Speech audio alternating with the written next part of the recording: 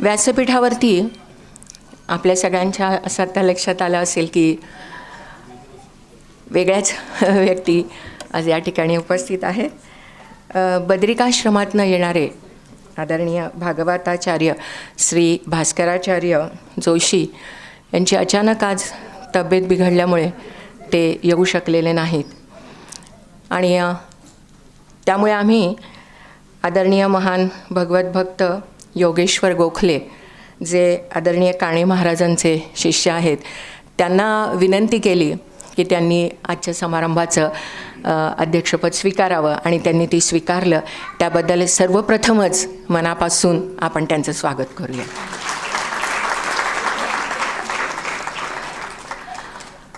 संत साहित्यानं आपल्या भूमीला सुजलाम सुफलाम केलं.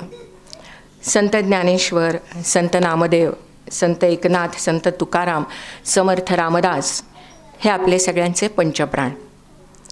त्यांनी निर्माण केलेल्या साहित्यानं आपल्याला जगण्याचा खरा अर्थ कळला, धर्माचा खरा अर्थ समजला. भविष्याची दिशा दाखवणारं असं हे साहित्य, हे संचित घेऊन आपण आपल्या जीवनाची वाटचाल करीत असतो. आज आपण या ठिकाणी एकत्र जमलो आहोत ते अशाच एका ग्रंथ प्रकाशनासाठी, जे आपल्याला उदात्त परिपूर्ण जीवन जगण्याची प्रेरणा देणार आहेत, मार्ग सुचवणार आहेत आणि अर्थातच तो सुकरही करणार आहेत. भगवान श्री नारायण आणि श्री समर्थ सद्गुरूंचा आशीर्वाद लाभलेल्या आदरणीय विद्यावाचस्पती अजित कुलकर्णी यांनी अनेक वर्ष भागवत कथन केलं. आपल्यामध्ये असणाऱ्या बऱ्याच जणांनी ते नेहमीच ऐकलेलं आहे. त्यावर आधारित श्रीमद भागवत महापुराणम केवळ गद्यानुवाद, दैनिक भक्तिरसवर्धिनी 365 प्रवचनं आणि श्री एकनाथी भागवत केवळ अध्यायानुसार गद्यानुवाद विवेचन हे ते 2 ग्रंथ. यासाठी व्यासपीठावरती उपस्थित आहेत आदरणीय हरिभक्तपरायण श्री चैतन्य महाराज देगलूरकर, महान भगवत भक्त योगेश्वरजी गोखले आणि अर्थातच या सगळ्या लेखक आदरणीय अजित कुलकर्णी सर आणि वैद्य सर्वेश कुलकर्णी, या सर्वांचं आणि आपणा सगळ्यांचं मी सुप्रिया अत्रे मनापासून स्वागत करते. आजच्या कार्यक्रमाची सुरुवात आपण दीप प्रज्वलनानं करणार आहोत. मी सन्माननीय व्यक्तींना विनंती करते की त्यांनी दीप प्रज्वलन करा.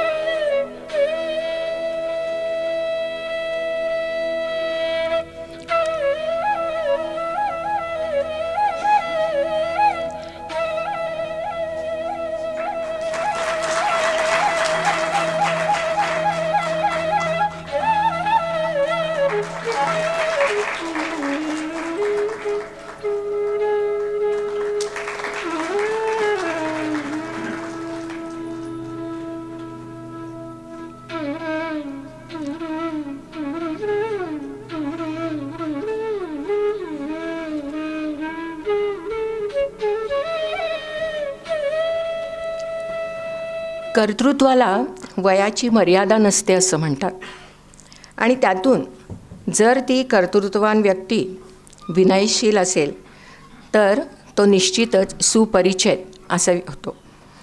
याचं उत्तम उदाहरण म्हणजे वैद्य सर्वेश अजित कुलकर्णी. उत्तम नाडी परीक्षा असणारा, आपल्यापैकी बऱ्याच जणांची नाडी त्याला चांगली माहिती आहे असं म्हणायला हरकत नाही. व्यासंगी अभ्यासक, संशोधक आणि अर्थातच मधुरभाषी असा हा वैद्य. मी या कार्यक्रमाचं प्रास्ताविक आणि ईशस्तवन करण्याची त्याला विनंती करते. मंगलमय अशा वातावरणात आपण सुरुवात तर केली, पण श्रद्धा आणि भक्तीची झालरही त्याला प्राप्त व्हावी यासाठी श्रीमद भागवतावरच आधारित हे ग्रंथ असल्यामुळे आजचा शुभारंभ आपण मंत्रपठणानं करणार आहोत आणि तो सादर करतोय सर्वेश.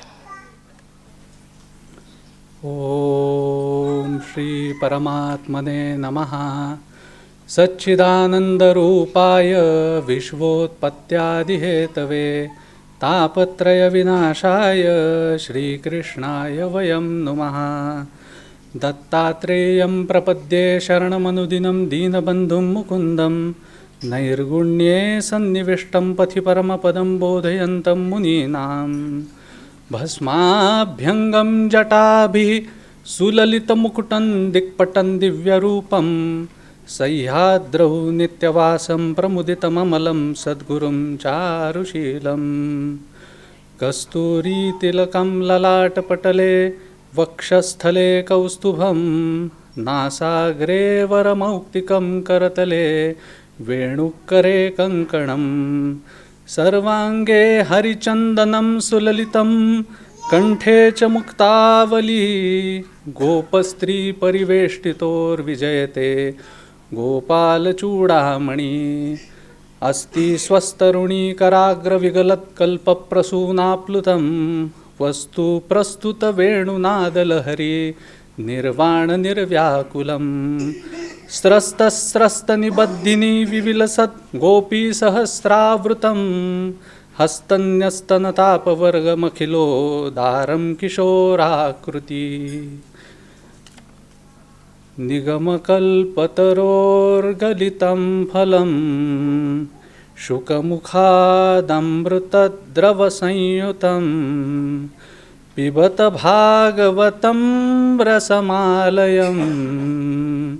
मुहुरहो रसिका भुवि भावुकाः जन्माद्यस्य यतोऽन्वयादितरतश्चार्थेष्वभिज्ञस्वराट् तेने ब्रह्महृदायादिकवये मुह्यन्ति यत्सूरयः. तेजो वारिमृदां यथा विनिमयो यत्र त्रिसर्गो मृषा धाम्ना स्वेन सदा निरस्तकुहकं सत्यं परं धीमहि. तव कथामृतं तप्तजीवनं कविभिरीडितं कल्मषापहं. श्रवणमङ्गलं श्रीमदाततं भुवि गृह्णन्ति ते भूरिदा जनाः. नृदेहमाद्यं सुलभं सुदुर्लभं प्लवं सुकल्पं गुरुकर्णधारं मयानुकूलेन नभस्वतेरितं पुमान् भवाब्धिं न तरेत्स आत्मः. यं ब्रह्मा वरुणेन्द्ररुद्रमरुता स्तुन्वन्ति दिव्यैस्तवैः वेदैः साङ्गपदक्रमोपनिषदैः गायन्ति यं सामगाः. ध्यानावस्थिततद्गतेन मनसा पश्यन्ति यं योगिनो यस्यान्तं न विदुःसुरासुरगणाः. देवाय तस्मै नमः. देवाय तस्मै नमः. देवाय तस्मै नमः.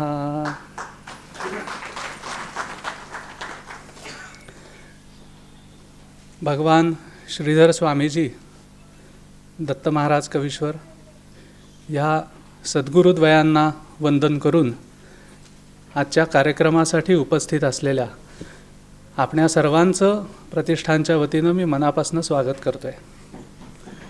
भागवताच्याच परिभाषेमध्ये बोलायचं झालं तर भागवताची कथा ही जेव्हा नारदांना सांगितलं गेलं की सत्कर्म करा, त्यावेळी आनंद घाटावरती जिथे जे जे कोणी जमले ह्या सगळ्यांचं वर्णन करताना व्यासमहर्षी एक फार वेगळं विशेषण वापरतात आणि ते इतकं विलक्षण आहे की व्यवहारात तो शब्द उच्चारला तर तो हेलनाच्या दृष्टीने उच्चारला जातो, पण रसास्वादनाच्या परिभाषेमध्ये वेदव्यास त्या ऋषीमंडळींची नावं घेतली तरी त्यांचं ज्ञान, वैराग्य, तपस्या ही किती मोठी आहे ह्याची प्रत्येकाचे दाखले म्हणजे प्रत्येकाच्या वरती एक एक सगळे महाभागवतच आहेत. पण अशा सगळ्यांचं वर्णन करताना वेदव्यास असं म्हणतात की तिथे कोण कोण जमले, तर जे जे रस लंपट आहेत ते जमले. जे जे रस लंपट आहेत ते जमले. अशा आजच्या या भागवताच्याच रसमय कार्यक्रमामध्ये आपण सर्वजण भगवान श्रीकृष्णांच्या आस्वादनासाठी जमलेलो आहोत आणि या भावनेनं जमलो आहेत. अशा सगळ्या रसलंपट महानुभावांचं मी स्वागत करतो. शब्द थोडा वेगळा आहे पण भागवताच्याच अनुषंगानं आलेला आहे.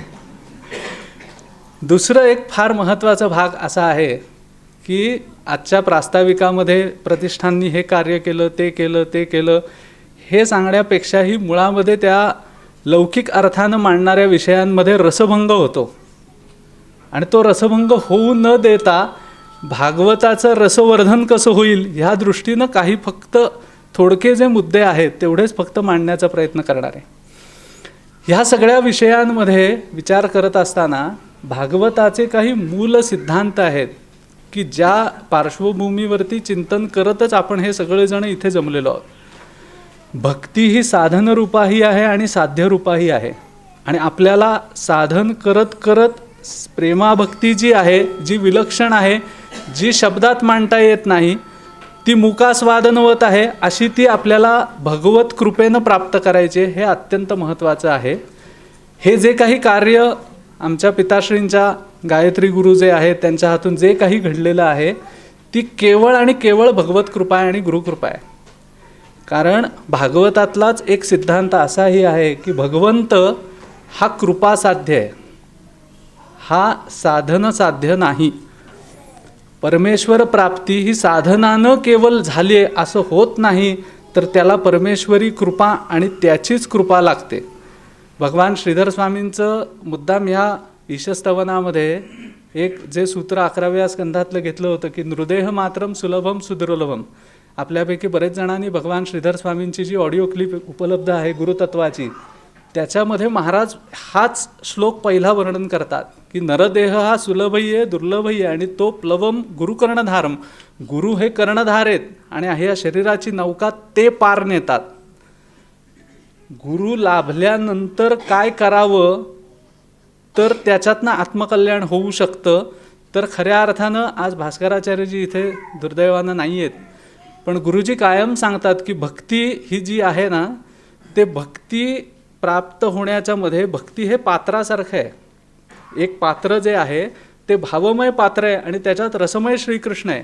आणि तो रसमय श्रीकृष्ण आस्वादन करायचा असेल तर तो त्रिस्थुणांवरती आहे, ट्रायपॉडवरती आहे, 3 गोष्टींवरती आहे, 3 स वरती आहे. एक म्हणजे गुरुजी कायम सांगतात सरलता. माणूस सरळ वळणाचा असून उपयोग नाही, तो सरळच असावा लागतो. पण ती जी सरलता आहे तिच्याशिवाय भक्ती प्रगट होत नाही, समर्पणाशिवाय भक्ती प्रगट होत नाही. त्यामुळे सरलता, समर्पण आणि तिसरं म्हणजे सत्संग. एक फार सुंदर सूत महर्षी वर्णन करतायत पहिल्या स्कंदात 18व्या अध्यायात त्याचं वर्णन आहे. तुलयाम लवेनापी न स्वर्गम ना पुनर्भवम. म्हणजे एक लव मात्र सुद्धा तुलना कशाची होऊ शकत नाही. तर ती कशाची होऊ शकत नाही, भगवत संगी संगस्य. भगवंताला ज्याचा संग आवडतो. बघा, भक्त कुणाला म्हणायचं आहे, जो विभक्त नव्हे तो भक्त. भगवंताला ज्याचा संग आवडतो अशा भगवत संगी असे जे आहेत त्यांचा सत्संग हा इतका दुर्लभ आहे की त्याच्यातनंच मनुष्य तरून जातो. आज आपण सगळेजण एका दिव्य सत्संगामध्ये आहोत. आज अनाहूतपणे नारायणाची एका दृष्टीनं कृपा, एका दृष्टीनं अवकृपा अशी दोन्ही अनुभवायला मिळते. भास्कराचार्यजींसारखे महात्मे आज येऊनही इथे येऊ न शकणं हे कदाचित काही आमच्यातले कशाय किंवा काही अनर्थ काहीतरी प्रत्ययाला आले असावेत. पण भगवत कृपा कशी असते, नारायणाचेच निजपरिकर म्हणावेत असे श्री योगेश्वरजी गोखले आज इथे उपलब्ध झालेले आहेत. आणि आपल्या सगळ्यांच्या हृदयाचा प्राण ज्याला म्हणायचं, एखाद्याचं हृदय म्हणायचं तर ते नारायण हृदय आहे. आणि त्या नारायण रूपी हृदयातला जर प्राण असेल तर तो आमचा पांडुरंग आहे. आणि त्या पांडुरंगाचेच निजपरिकर असे हरिभक्तपरायण देगलूरकर महाराज, चैतन्य महाराज देगलूरकर आज इथे लाभलेले आहेत. त्यांच्या चैतन्यमय वाणीचा, सत्संगाचाही आपण पुढच्या काळात लाभ नक्की घेणार आहोत. पण म्हणून ह्या ठिकाणी सत्संगती हा तिसरा हा आहे की जे गुरुजी कायम सांगतात की त्याच्यावरती तुमचं पात्र भावमय मनाचं तयार होतं आणि त्याच्यामध्ये रसरूपी श्रीकृष्ण हा तुम्हाला आस्वादनासाठी प्राप्त होतो. भवंती कर्ण रसायनम एतत् कथा, म्हणून भागवतामध्येच कथेचं वर्णन आलेलं आहे. ही कर्ण रसायन म्हणजे नक्की कशी आहे कथा, तर ह्याच्यावरती विश्वनाथ चक्रवर्ती पादांची एक व्याख्या इतकी सुंदर आहे. रसायन या शब्दाचे ते 2 अर्थ सांगतात. जे भवरोगानं पीडित आहेत त्यांच्यासाठी औषध आहे, आणि जे भवरोगातनं पार झालेले आहेत त्यांच्यासाठी तो आस्वादनाचा विषय. आणि हा प्रत्यक्ष सिद्धांत पुन्हा भागवतात एका ठिकाणी आलेला आहे की जिथे सूत महर्षींना शौनकादी विचारतायत की अहो एवढे शुकाचार्य महाराज परमहंस स्थितीच्या पुढे आहेत, विश्वाशी एकरूप झालेले महात्मे आहेत की ज्यांना वडिलांनी हाक मारली तर झाडं ओ देतात. विश्वचैतन्यामध्ये इतकी त्यांची चैतन्य शक्ती ही एकरूप झालेली आहे. अशा शुकाचार्य मुनींना ही संहिता कंठस्थ करायची काय गरज होती. अतिशय इतिहास प्रसिद्ध श्लोक आहे. त्याच्यामध्ये ते असं म्हणतात, सूत महर्षी उत्तर देतात, आत्मारामाश्य मुनयः निर्ग्रंथा चापी उरुक्रमे कुर्वंती अहैतुकीं भक्ती इत्थं भूतगुणो हरिही. आत्मारामाच्या मध्ये प्राप्त ती स्थिती झाल्यानंतरही हरीचे इत्थंभूत गुण हे अनुभवायला पूर्ण येत नाहीत, आणि त्याच्यासाठी हे अहैतुकी भक्ती न फक्त रसास्वादन आणि चिंतन करतायत. म्हणून ही भवंती कर्ण रसायनम एतत् कथा. रसायन हे द्विविध प्रकारे आहे. आयुर्वेदातही त्याचं वर्णन आहे. स्वस्थस्य ऊर्जस्कर आणि किंचित आर्तस्य रोगनुत. जो रोगी आहे त्याचं औषध आणि जो स्वस्थ आहे त्याची ऊर्जा वाढवणारं, अशी ही कथा आहे. म्हणून आचार्य त्याचं वर्णन करतायत. शेवटी एक फार सुंदर भागवतातलाच संदर्भ मांडतो आणि वाणीला विराम देतो. मुचकुंद हे अत्यंत प्रदीर्घ निद्रेमध्ये गाढ होते आणि कालयवनाच्या निमित्तानं भगवंतानी मुचकुंदांवरतीही अनुग्रह केलेला आहे आणि कालयवनावरतीही एक प्रकारे प्रतिकूलतामयी पण कृपा केलेली आहे. इथे मुचकुंदांच्या बाबतीत का त्यांची आठवण व्हावी बरं. आज आपण सर्वजण अनेक प्रकारच्या उपलब्ध लौकिक भोगविलासामध्ये आहोत आणि त्या निद्रेमध्ये आहोत, आणि ह्यातनं सुटायचा एकच मार्ग आहे, तो म्हणजे महत्पुरुषांचा संग लाभला तर त्यातनं क्षणात परिवर्तन होऊन पुढचा मार्ग हा सुकर होऊ शकतो. आणि हेच मुचकुंद महाराज काय सांगतायत की भवापवर्गो भ्रमतां यदा भवे जनस्य तर्हि अच्युत जन सत्संगमाः सत्संगमो यर्हि यदैव सद्गतौ परावरेशे त्वयि जायते मतिः. म्हणजे देवा, ज्या वेळेला या भवसागरातून सुटण्याची कुठून तरी काहीतरी संधी प्राप्त होते किंवा वेळ येते, त्यावेळेला सत्संग लाभतो, आणि त्या सत्संग लाभल्यानंतर भगवतमयी अशी बुद्धी मती ही निर्माण होते आणि भक्तीच्या दृष्टीनं तो जीव पुरस्सर होतो. आज ह्या सत्संगामध्ये आपल्या सगळ्यांच्या जीवनामध्ये असा क्षण यावा की भवापवर्गो भ्रमतां यदा भवे. इथून कुठून तरी आपल्याला जनस्य साधुसंगाने आपण त्यातनं तरुण पुढे जावं, ह्या दृष्टीनं या सत्संगाचा आपल्या सगळ्यांना लाभ व्हावा, एवढीच मनीषा व्यक्त करून वाणीला विराम देतो. पुढची सूत्र सुप्रियाताई आत्रे यांच्याकडे देतो. धन्यवाद. नमस्कार. मग अशी सर्वेशची ओळख म्हणा किंवा नाव सांगताना मी सर्वेश अजित कुलकर्णी असं नाव सांगितलं.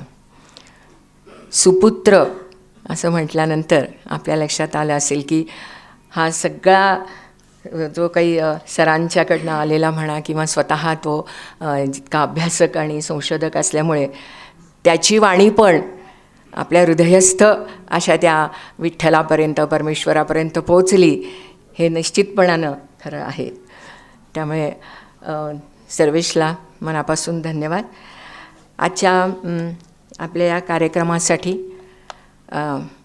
ऐन वेळेला पण आमच्या विनंतीला मान दिलात म्हणून आदरणीय महान भगवत भक्त योगेश्वरजी गोखले यांचा सत्कार आणि स्वागत करावं अशी मी सर्वेशला विनंती करते.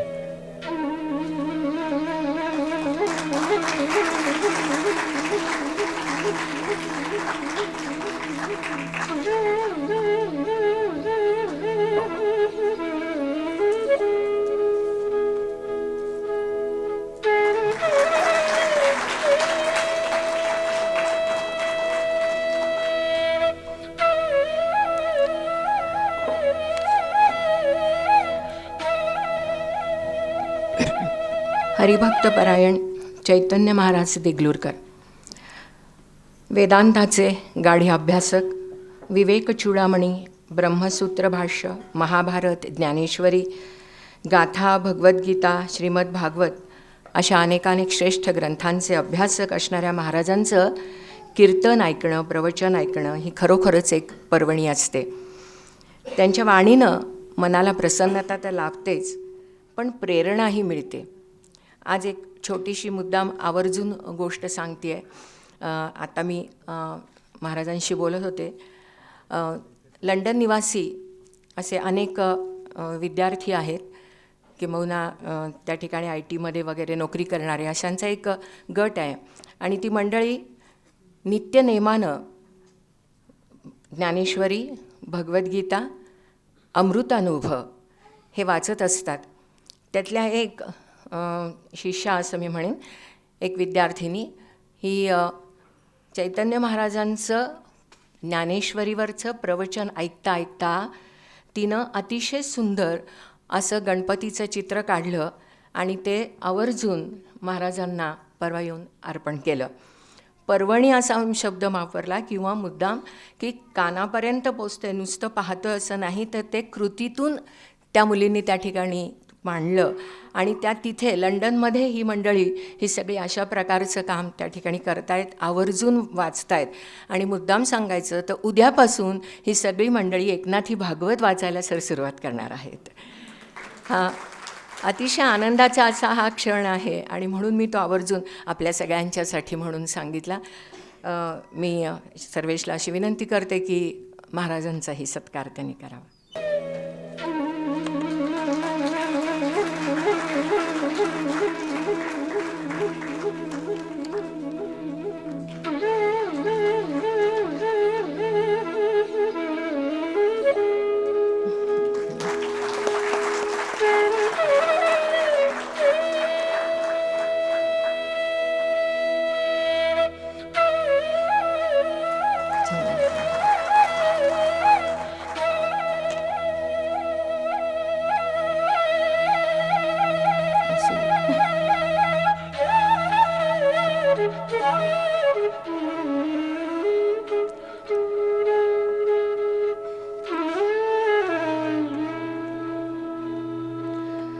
श्रीमद भागवत या ग्रंथामध्ये 12 स्कंध, 341 अध्याय, 18,000 मंत्र आहेत.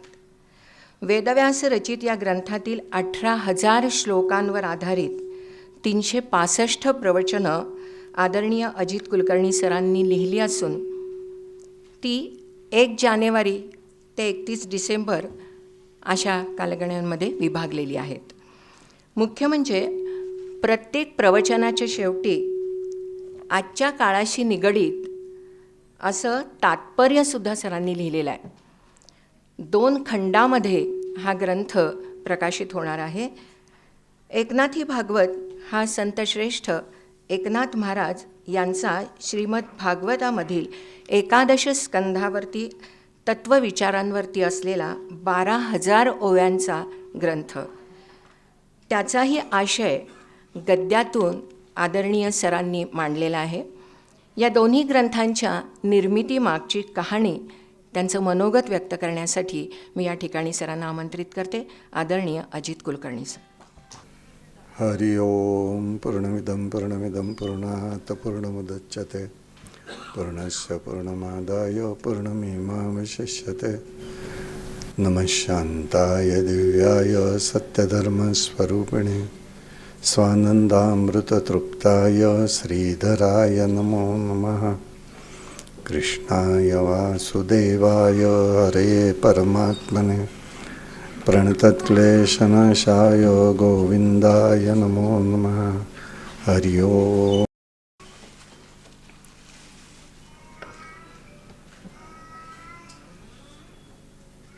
सन्माननीय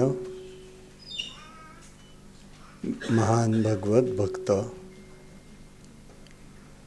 योगेश्वर गोखले,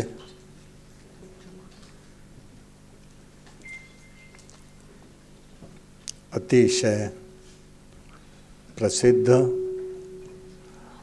आपल्या घराण्याची परंपरा चालवणारे वारकरी संप्रदायाचे अतिशय श्रेष्ठ स्थान असलेले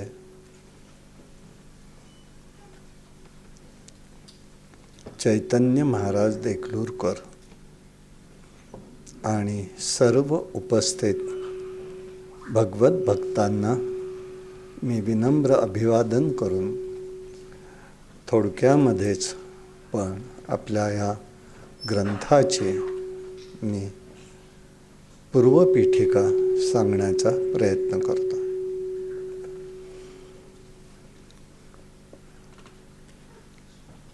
अनेक वर्ष झाली आहे, अनेकांच्या वारकरी संप्रदायाच्या तर काही जणांच्या निश्चित अजूनही आठवणी आणि लक्षात आहेत.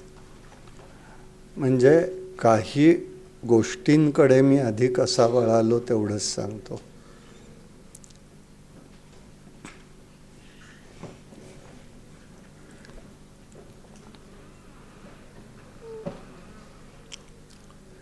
की त्यांची आठवण ही कायमच मनात आहे. ते म्हणजे आमचे दादासाहेब नातू. 55 वर्ष वारी करणारे, अनेक गोष्टी त्यांनी जवळून पाहिल्या, जवळून केल्या आणि त्याबरोबर मलाही आस्वाद घेता आला एवढंच म्हणतो. त्यांच्या मनामध्ये एक विषय होता, तो म्हणजे एकनाथी भागवताचा. त्यांना त्या ठिकाणी PhD करायचं होतं. मामांच्या बरोबर ते कामही करत होते, परंतु योगायोगाने ते काम त्यांचं पूर्ण होऊ शकलं नाही. मग एवढा मोठा ग्रंथ आहे, त्यावेळेला मी लहान होतो, आपण बघूया म्हणून पाहत होतो फक्त, पण मला काही त्यातला अर्थ उलगडत नव्हता.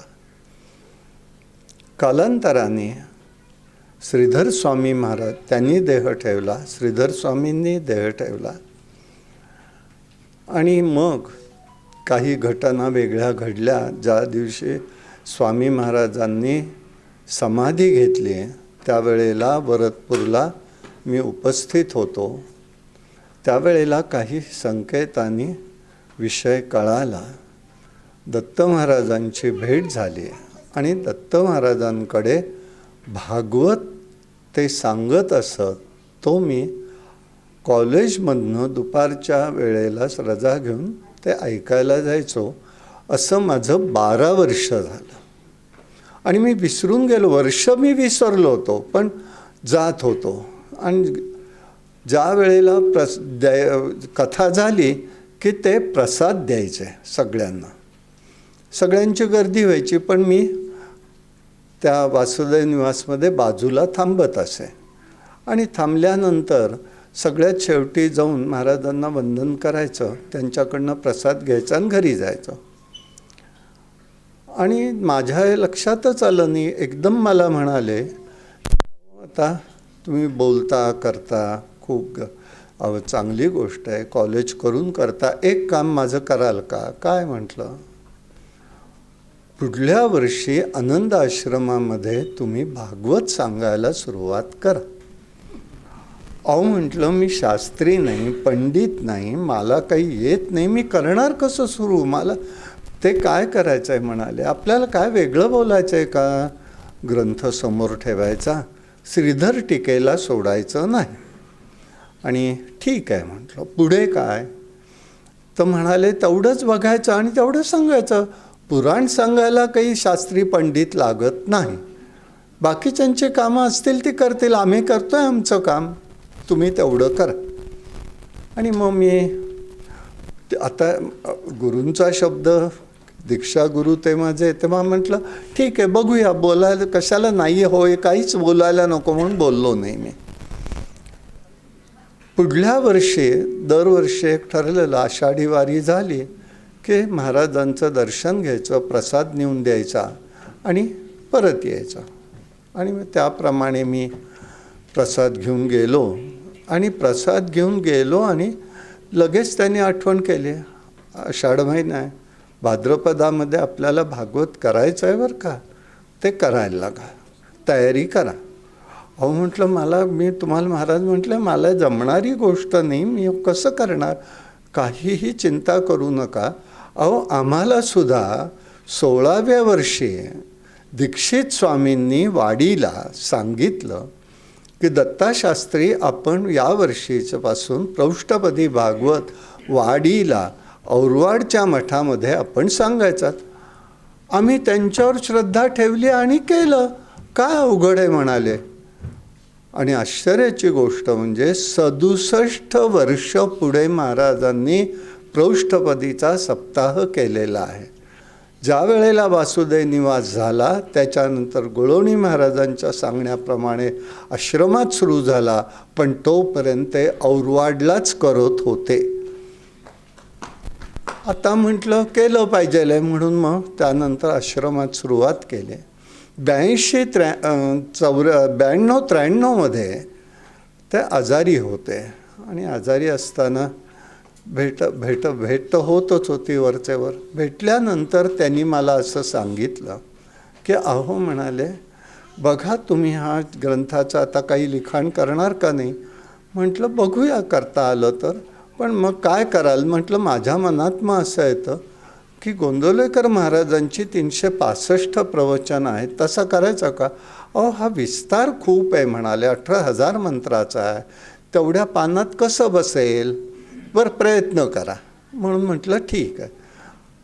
मग त्यानंतर थोडा काळ प्रयत्न झाला, पण पुढे एकूण परिस्थितीमध्ये मागे पडलं. मग पुन्हा त्याची सुरुवात केली. लॉकडाऊनचा पिरियड माझ्या हाताशी आला आणि ते काम माझं पूर्ण झालं. अतिशय वेगळ्या पातळीवरती होत गेलं. मलाही आनंद वाटला त्याचा. होत असताना भगवत कृपेचा अनुभवही घेतला. अनेक गोष्टी घडल्या, असो तो आत्ता विषय नाही. अशा प्रकाराने हा सुमारे 1000 पानाचा ग्रंथ 2 खंडामध्ये पूर्ण झालेला आहे. तो दोन्ही सद्गुरू आणि संतांच्या आशीर्वादाने झालेला आहे. दुसरा मग एकनाथी भागवताचं 2-3 वेळा सांगून झाला होता, पण व्हायचं कसं की सगळ्यांचा एक विचारायचा, आम्ही पण वाचतो पण आम्हाला एकनाथी भागवत समजत नाही. नुसतेच नाथांची ओवी, ज्ञानदेवांची ओवी म्हणून वाचायचं, पण अर्थ काही उलगडत नाही, त्याच्यातला भाग समजत नाही, विषय लक्षात येत नाही. त्याबद्दल काहीतरी करा. मग दत्त महाराजच मला 96 साली म्हणाले आजारी असतानाच, अहो आपलं पंथराज अंक आहे, एक काम करता का. आणि एवढंच करा की तुम्ही नाद भागवतावरती लिहायला लागा, पण गद्यामध्ये लिहा बरं का, बाकी नको, ओव्या नाही घ्यायच्या, आपल्याला गद्यामध्ये लिहा आणि आपल्या पंथराजमध्ये आपण प्रकाशित करू. आणि त्याप्रमाणे मी ग्रंथाचं पंथराजमध्ये त्रैमासिकात लिहायला सुरुवात केली. 99 साली त्यांनी देह ठेवला. त्यानंतर तिथल्या व्यवस्थापनेतनं सांगण्यात आलं आम्ही काय आता ह्याच्या पुढे प्रकाशित करणार नाही. ठीक आहे म्हटलं, आपल्याला काही सक्ती नाही कोणाची, राहू देत म्हटलं. त्यानंतर आदिमाता अंकाचा मी संपादक होण्याचं भाग्य लाभलं आणि मग त्याच्यामधून माझे अंक लेख प्रसिद्ध व्हायला लागले. मग अनेक साधक भेटायला लागले. आमचे नरसिंह मंदिरामध्ये 25 वर्ष सकाळचं प्रवचन होत झालं. गणेश शास्त्री जोशी आमच्या दादासाहेब नातूंच्या घरी दर सोमवारी उपनिषद घेत होते, त्यामुळे आम्हाला ती सवय लागलेली. आणि सकाळच्या वेळेला 7:30ला नरसिंह मंदिरात प्रवचनाची सवय. असा तिथे एक फार मोठा ग्रुप होता. शास्त्रीभाऊ गेल्यानंतर मग लोकांनी मला आग्रह केल्यामुळे मी ती परंपरा सुरू ठेवली. आतापर्यंत ते झालं. अनेक मंडळी यायची जायची, पण पुढे नवीन पिढी मात्र तयार झाली नाही. आज सगळ्यात आमचा श्रोता एक फार लहान आहे, 103 वर्षाच्या गोलप आजी. 103 वर्षाच्या आहेत पण अजूनही सगळं स्मरण आहे. काय कोणत्या वेळेला काय सांगितलं सांगतात, विचारतात, इतकं सगळं छानपैकी आहे. आणि त्याच्यानंतरही अनेक लोक आहेत, शेडगे आहेत आमच्या येणाऱ्या नेहमी प्रवचनाला, अशी सगळी इकडे महागावकर बसलेलेच आहेत, पंढरपूरच्याच आहेत माहेरवाशीण, आणि अशी ही सगळी मंडळी येत असत आणि छान तो होत असत. त्याच्यामध्ये स्नेहलता गोखले, स्नेहलताच ना गोखले, हां, तर गोखले यांनी मला एक दिवस सांगितलं, अहो आमच्या यज्ञाच्या वेळेलाच गाठ पडली शेखर गोखल्यांची आई, की अहो म्हणाले सगळं आपण बघतो सांगता पण आम्हाला काही कळत नाही, काहीतरी कराल का नाही. मग पुन्हा उचल घेतली आणि बंद पडला अंक आदिमाता, म्हणून मग मी त्याची पुन्हा सुरुवात केली आणि तो लिहून पूर्ण झाला.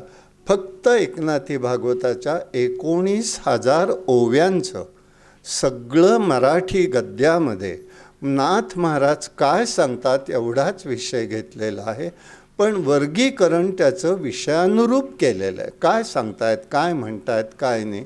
आणि ह्या 19,000 ओव्यांचं म्हणजे 1561 मंत्र नाथ भागवताच्या 11व्या स्कंधाचे, त्याच्यावरच्या 19,000 ओव्या आणि त्यावरचं फक्त गद्य अनुवाद हा एकूण आमचा 550 पानामध्ये झालेला आहे. हे सगळं चाललं होतं काम, पण देव कशी प्रेरणा देतो हे मला सांगतो. आमच्या भाऊजय आहेत साठे म्हणून, आणि त्यांची बहीण एकदा भेटायला आली, संजीवनी मराठे, बहुतेक मराठे आडनाव नक्की आहे, संजीवनी माझ्या लक्षात नाही, पण त्या एक दिवस भेटायला आल्या, त्यांच्याशी चर्चा झाली आणि मग ग्रंथामध्ये लिहिलेलंच होतं, पण त्यांनी एक दृष्टोत्पत्तीस असं आणून दिलं की अहो म्हणाले शुकाचार्य महाराज जे सांगतात की 14 मंत्र रोज म्हणावेत, ह्याबद्दल काही लिहिलेत का? हो म्हटलं लिहिलं आहे, पण तेवढ्यात कोणीतरी आलं आणि तो विषय राहिला. मग लगेचच आमची गती सुरू झाली विचाराची आणि सगळे ते मंत्र पाहिलेले होते, मग कल्पना होती, पण पुन्हा ते घेऊन ग्रंथामध्ये, दोन्ही ग्रंथात ते समाविष्ट केलेले आहेत. कोणीतरी कशी तरी प्रेरणा देतं आणि ते काम पुढे चालू होतं. असं ह्या प्रेरणेने हे सगळं काम पूर्ण झालं. हे होताना अनेकांचं सहकार्य लाभलेलं आहे, अनेकांनी त्याच्यासाठी विचार दिलेले आहेत. असा हा सगळा गोष्ट आहे. पुढे पुढे आता ही प्रवचन सेवा आमची शंकराचार्य मठामध्ये सुरू झाली. तिथेही यश रामलिंगे म्हणून जे आहेत ते वारंवार कल्पना देतात, बोलवतात. आता खालच्या खाली बरं पडतं म्हणून तिथेही सेवा आम्ही भागवतापासून सगळं तिथे सुरू केलेलं आहे, चालू ठेवलेलं आहे आणि ही सेवा घडते सगळ्यांच्या सहकार्याने. हे सगळं झालेलं आहे. असा हा ग्रंथ आपल्या पुढे सादर करताना मला अतिशय आनंद होतो. आणि दुसरी गोष्ट, या दोघांचाही विषय बोलायचा म्हणजे चैतन्य देगलूरकर म्हणजे आमचे धुंडा महाराज, त्यांचे सुपुत्र भानुदास महाराज आणि त्यांचा पुत्र हा चैतन्य. अगदी लहान असल्यापासून पाहतोय आणि धुंडा महाराजांचं एक विशेष प्रेम होतं. श्रीधर स्वामी त्यांच्या घरी 4 दिवस राहून आपल्या मूळ घराचं त्यांनी संशोधन केलं होतं. कुठे आहेत, काय आहेत, कसं आहे, काय झालं, काय घडलं. आणि सगळी सेवा मी परवाच त्यांना ती सांगितली गोष्ट की असे धुंडा महाराजांनीच मला सांगितले. धुंडा महाराजांच्या बरोबर आम्ही वारीमध्ये बरोबर असायचो, रोज प्रवचन ऐकायला मिळायचं. अशा प्रकारचा एक लाभ मिळालेला होता. भानुदास महाराजांचा आमचा संबंध म्हणजे सोनू मामा दांडेकरांची जन्मशताब्दी झाली 95 साली आणि त्यावेळेला आमचा खूप जवळीक आली. अनेक ठिकाणी अनेक कार्यक्रम झाले. त्यावेळेला आम्ही बरोबर जात असो आणि त्यावेळेला तो कार्यक्रम पूर्ण होत असे. अशा प्रकाराने हा सहवास लाभलेले. आणि मुख्य म्हणजे श्रीधर स्वामींचं गाव देगलूर हेही देगलूरकर देगलूरचेच, त्यामुळे एक वेगळा लोभ आमच्यावरती त्यांनी ठेवलेला आहे आणि त्याचा आम्हाला एक वेगळा आनंद वाटतो. तसंच आमचं लोभ राहावा अशी पांडुरंगाचरणी प्रार्थना करतो. आणि योगेश्वर गोखले तर आपल्या सर्वांना परिचित आहेतच, भगवत भक्त आहेत. त्यांच्यासमोर अधिक काही बोललेलं त्यांना आवडणार नाही म्हणून मी आवडता विराम घेतो आहे. फक्त एकच आहेत, आज आपल्याला हे भास्कराचार्य उपस्थित राहू शकले नाहीत म्हणून त्यांनी आपली विनंती मान्य केली. आजारी असूनसुद्धा त्यांनी ते स्वीकारलं, याच्याबद्दल मी मनापासून त्यांचे आभार मानतो. आलेत अशा ह्याचा लाभ घेऊन त्यांनी पुढचं सूत्र पाहावं. आहे ज्या ग्रंथांच्या निर्मितीमागची प्रेरणा आणि अर्थातच सरांच्या सिद्धहस्त लेखणीतून जे तयार झालेले ग्रंथ आहेत, सरांनी मगाशी जाता जाता फक्त उल्लेख केला, पण खरोखरच ग्रंथनिर्मिती करत असताना अनेक वेळेला साक्षात परमेश्वराचा वरदहस्त सरांना प्राप्त झालेला आहे. त्यामुळे खरंच सिद्धहस्त लेखणी असं ज्याला म्हणावं तशी सरांना प्राप्त झालेली आहे. त्यातनं निर्माण झालेल्या या ग्रंथांचं प्रकाशन आदरणीय चैतन्य महाराजांनी करावं अशी मी त्यांना विनंती करते.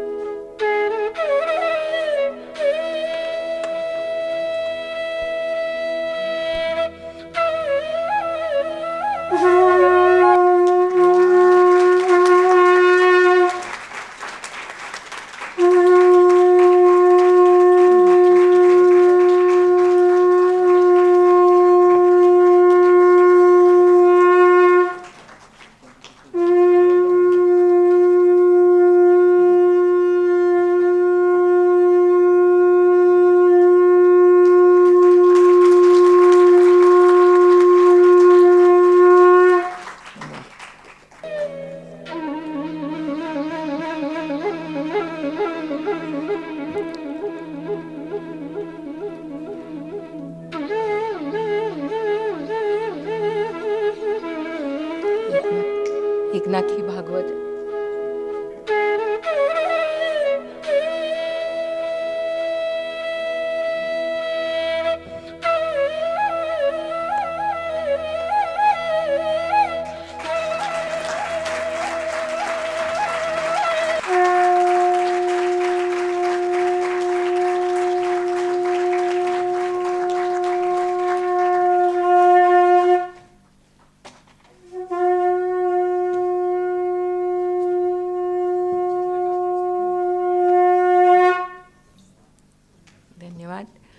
ग्रंथाचं मुखपृष्ठही तेवढंच देखणं आहे. आपण सगळ्यांनी आत्ता पाहिलं असेलच, या ठिकाणी भगवान श्रीकृष्णांचं जो चित्र आहे, ही मूर्ती आपल्या सगळ्यांना परिचय आहे. आदरणीय अजित कुलकर्णी सरांना साक्षात भगवंताकडनंच प्राप्त झालेली आहे. यानंतर मी आदरणीय चैतन्य महाराजांना आपले विचार व्यक्त करण्याची विनंती करते. व्यासपीठावर उपस्थित ग्रंथ प्रकाशनाच्या या कार्यक्रमाचे अध्यक्ष परमपूज्य आदरणीय श्री योगेश्वरजी गोखले,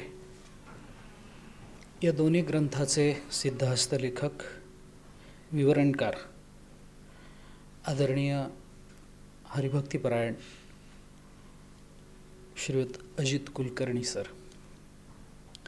त्यांचे चिरंजीव वैद्यश्री सर्वेशजी आणि ग्रंथ प्रतिपाद्य विषयावर आणि सरांवरती प्रेम करणारे आपण सर्व श्रोते, संत सज्जन, माता भगिनी, सर्वप्रथम श्रीमद भागवत आणि श्री एकनाथी भागवत यांच्या या ग्रंथाच्या अनुषंगानं केलेलं हे लिखाण जे ग्रंथबद्ध करण्यात आलेलं आहे, त्या दोन्ही ग्रंथांचं प्रकाशन झालं असं जाहीर करतो.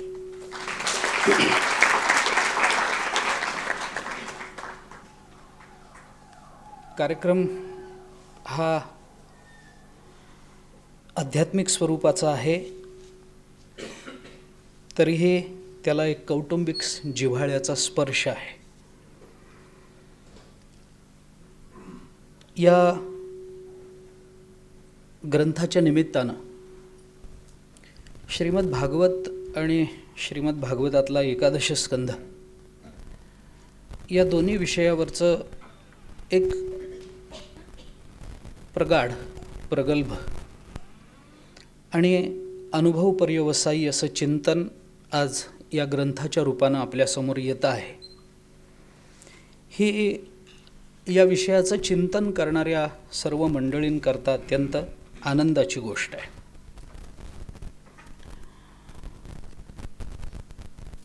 खरं म्हटलं तर या ग्रंथाच्या संबंधानं मी काही बोलावं असा माझा अधिकार नाही, कारण सरांसमोर भागवतावर बोलणं म्हणजे क्वचित प्रसंगी अत्यंत वेड्या धाडसानं भीमसेनजींसमोर काहीतरी गाण्याचा प्रयत्न करण्यासारखा आहे. ज्यांचं संपूर्ण आयुष्य भागवताच्या चिंतनामध्ये गेलं, ज्यांच्या PhDच्या प्रबंधाचा विषयही भागवत होता आणि भागवतावर ज्यांनी निरतिशय निरपेक्ष असं प्रेम केलं, त्यांच्यासमोर भागवताबद्दल आपण काय बोलावं हा प्रश्न माझ्याही अंतःकरणामध्ये आहे. भागवतामध्येच वक्त्याचं चिंतन करताना तो कसा असावा आणि तो कसा नसावा या संबंधातला खुलासा आला. अगदीच सुरुवातीला आहे. भागवताचे पहिले 2 स्कंध हे आपल्याला भागवतामध्ये प्रवेश करण्याकरता फार उपयुक्त आहेत. पहिल्या स्कंधामध्ये अधिकाऱ्याचा विचार आहे आणि दुसऱ्या स्कंधामध्ये साधनेचा विचार आहे. त्या साधनेचा विचार करत असताना श्रवण हे साधन आणि त्या साधनाच्या परिपूर्तीकरता म्हणून कशाचं श्रवण करावं याच्याकरता म्हणून वक्ता कोण असावा या संबंधातला खुलासा आला आहे. त्यामध्ये त्यांनी म्हणताना असं म्हटलं आहे की वक्ता कसा असावा त्याची काही लक्षणं सांगितली आहेत. विरक्तो वैष्णवो विप्रो वेदशास्त्र विशुद्धीकृत दृष्टांत कुशलो धीरहा वक्ता कार्येती निस्पृहा असं म्हटलं आहे. आणि तो कसा नसावा हे सांगताना असं म्हटलं आहे की अनेक धर्म विभ्रांतः स्त्रैणः पाखंडवादिनः शुकशास्त्र कथोच्चारे त्याज्यास्ते यदि पंडितः. त्यामुळे सरांनी मी काही पंडित नाही म्हणून सुरुवातीला जे सांगितलं आहे ती किती चांगली इष्टापत्ती आहे हे या श्लोकानंतर आपल्याला कळेल. की तो पंडित असला तर आणि तो भागवत सांगत असला तरी त्याज्या असते, त्याचा त्याग करावा, कारण तो अनेक धर्मानं विभ्रांत असतो, स्त्रैण पाखंडी असू शकतो, तर ते गुण त्याच्यामध्ये नसावे आणि तो असताना विरक्त असावा, वैष्णव असावा, विप्र असावा, वेदशास्त्राचं अध्ययन केलेला, कमीत कमी उपनिषदांचं तरी चिंतन त्याच्याकडून घडलेलं असावं, दृष्टांत कुशल असावा आणि असा वक्ता निस्पृह असावा. मला वाटतं ही सगळी लक्षणं, वक्त्याचे हे सगळे गुण सरांमध्ये सामावलेले आहेत. ते निस्पृह आहेत, विरक्त आहेत, वैष्णव आहेत, दृष्टांत कुशल आहेत. असा वक्ता आजच्या काळामध्ये मिळणं हे श्रोत्यांचं भाग्य असतं आणि 103 वर्षांचे श्रोते मिळणं ही वक्त्याची जन्मजन्मांतराची पुण्याई असते. कारण या दोन्ही गोष्टी परस्पराश्रयी आहेत. चांगला वक्ता आणि चांगला श्रोता या दोन्ही गोष्टी एकत्रित येणं हे खूप कठीण असतं. महाभारतामध्ये आणि रामायणामध्ये दोन्ही ठिकाणी एक विचार आपल्याला पाहायला सापडतो. रामायणामध्ये माल्यवानाने रावणाला उपदेश करताना हे म्हटलं आहे आणि महाभारतामध्ये संजयाने धृतराष्ट्राला उपदेश करताना हेच म्हटलं आहे. सुलभा पुरुषा राजन सततम प्रियवादिनः अप्रियस्य च सत्यस्य वक्ता श्रोता च दुर्लभा असं वचन आहे. सुलभा पुरुषाराजन सततम प्रिय वादिनः, आपल्याला गोड वाटेल असं सांगणारे वक्ते फार सुलभ आहेत. परंतु अप्रियस्य च सत्यस्य, पण अप्रिय वाटत असलं तरी सत्य बोलणारा वक्ता तोही दुर्लभ आहे. आणि ते सत्य आहे म्हणून आहे म्हणून ऐकणारा श्रोताही या जगतामध्ये दुर्लभ आहे. असे चांगले श्रोते सरांना मिळालेले असल्यामुळे काय सांगावं लागणार आहे याचा अभ्यास सरांनी खूप बारकाईनं केला. मुळात त्यांनी सांगितल्याप्रमाणे हे पहिलं भागवत त्यांचं परमपूज्य ब्रह्मलीन दत्त महाराजांच्या आज्ञेने जर झालं असेल तर मला वाटतं पुढचं आपल्याला बोलायचं काही कारण नाही आहे की आपण पुढे त्यांच्या भागवताच्या संबंधानं काही बोलावं. त्यांच्या मुखातून येणारा प्रत्येक शब्द म्हणजे ब्रह्मवचन आहे. वेदाच्या प्रत्येक शब्दाला वैदिकाच्या जीवनामध्ये जे मूल्य असतं ते साधकाच्या जीवनामध्ये दत्त महाराजांच्या शब्दाला होतं याची मला जाणीव आहे. मी त्यांना भेटलो आहे. सुदैवानं त्यांचं दर्शन मला घेता आलं. आजोबांच्या ऋणानुबंधामुळे प्रेमसंबंधामुळे काही पत्र मला त्यांना देण्याकरता वासुदेव निवासामध्ये जाता आलं. आणि मला आठवतं ते त्यांनीच सांगितलेलं त्यांच्या शेवटच्या काळामध्ये पसायदानाचं वाचन त्यांनी आवर्जून केलं.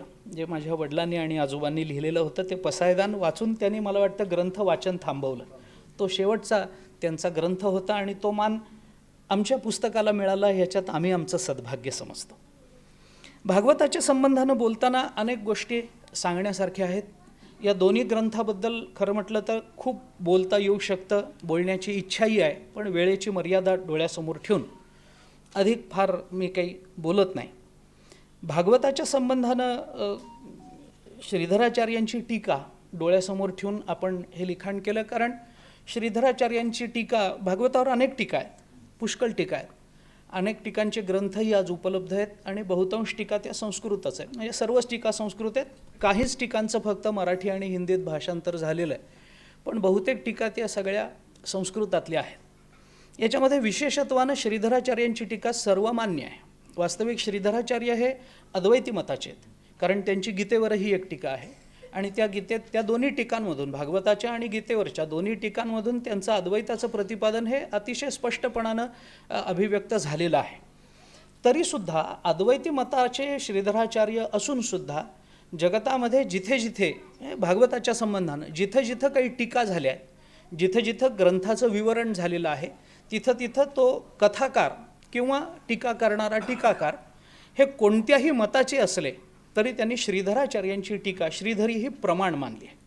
ते श्रीधरीवर एक वंशीधरी नावाची आणखीन एक टीका आहे, जी श्रीधरीवरची टीका आहे. ती विस्तृत आहे, खूप मोठी आहे.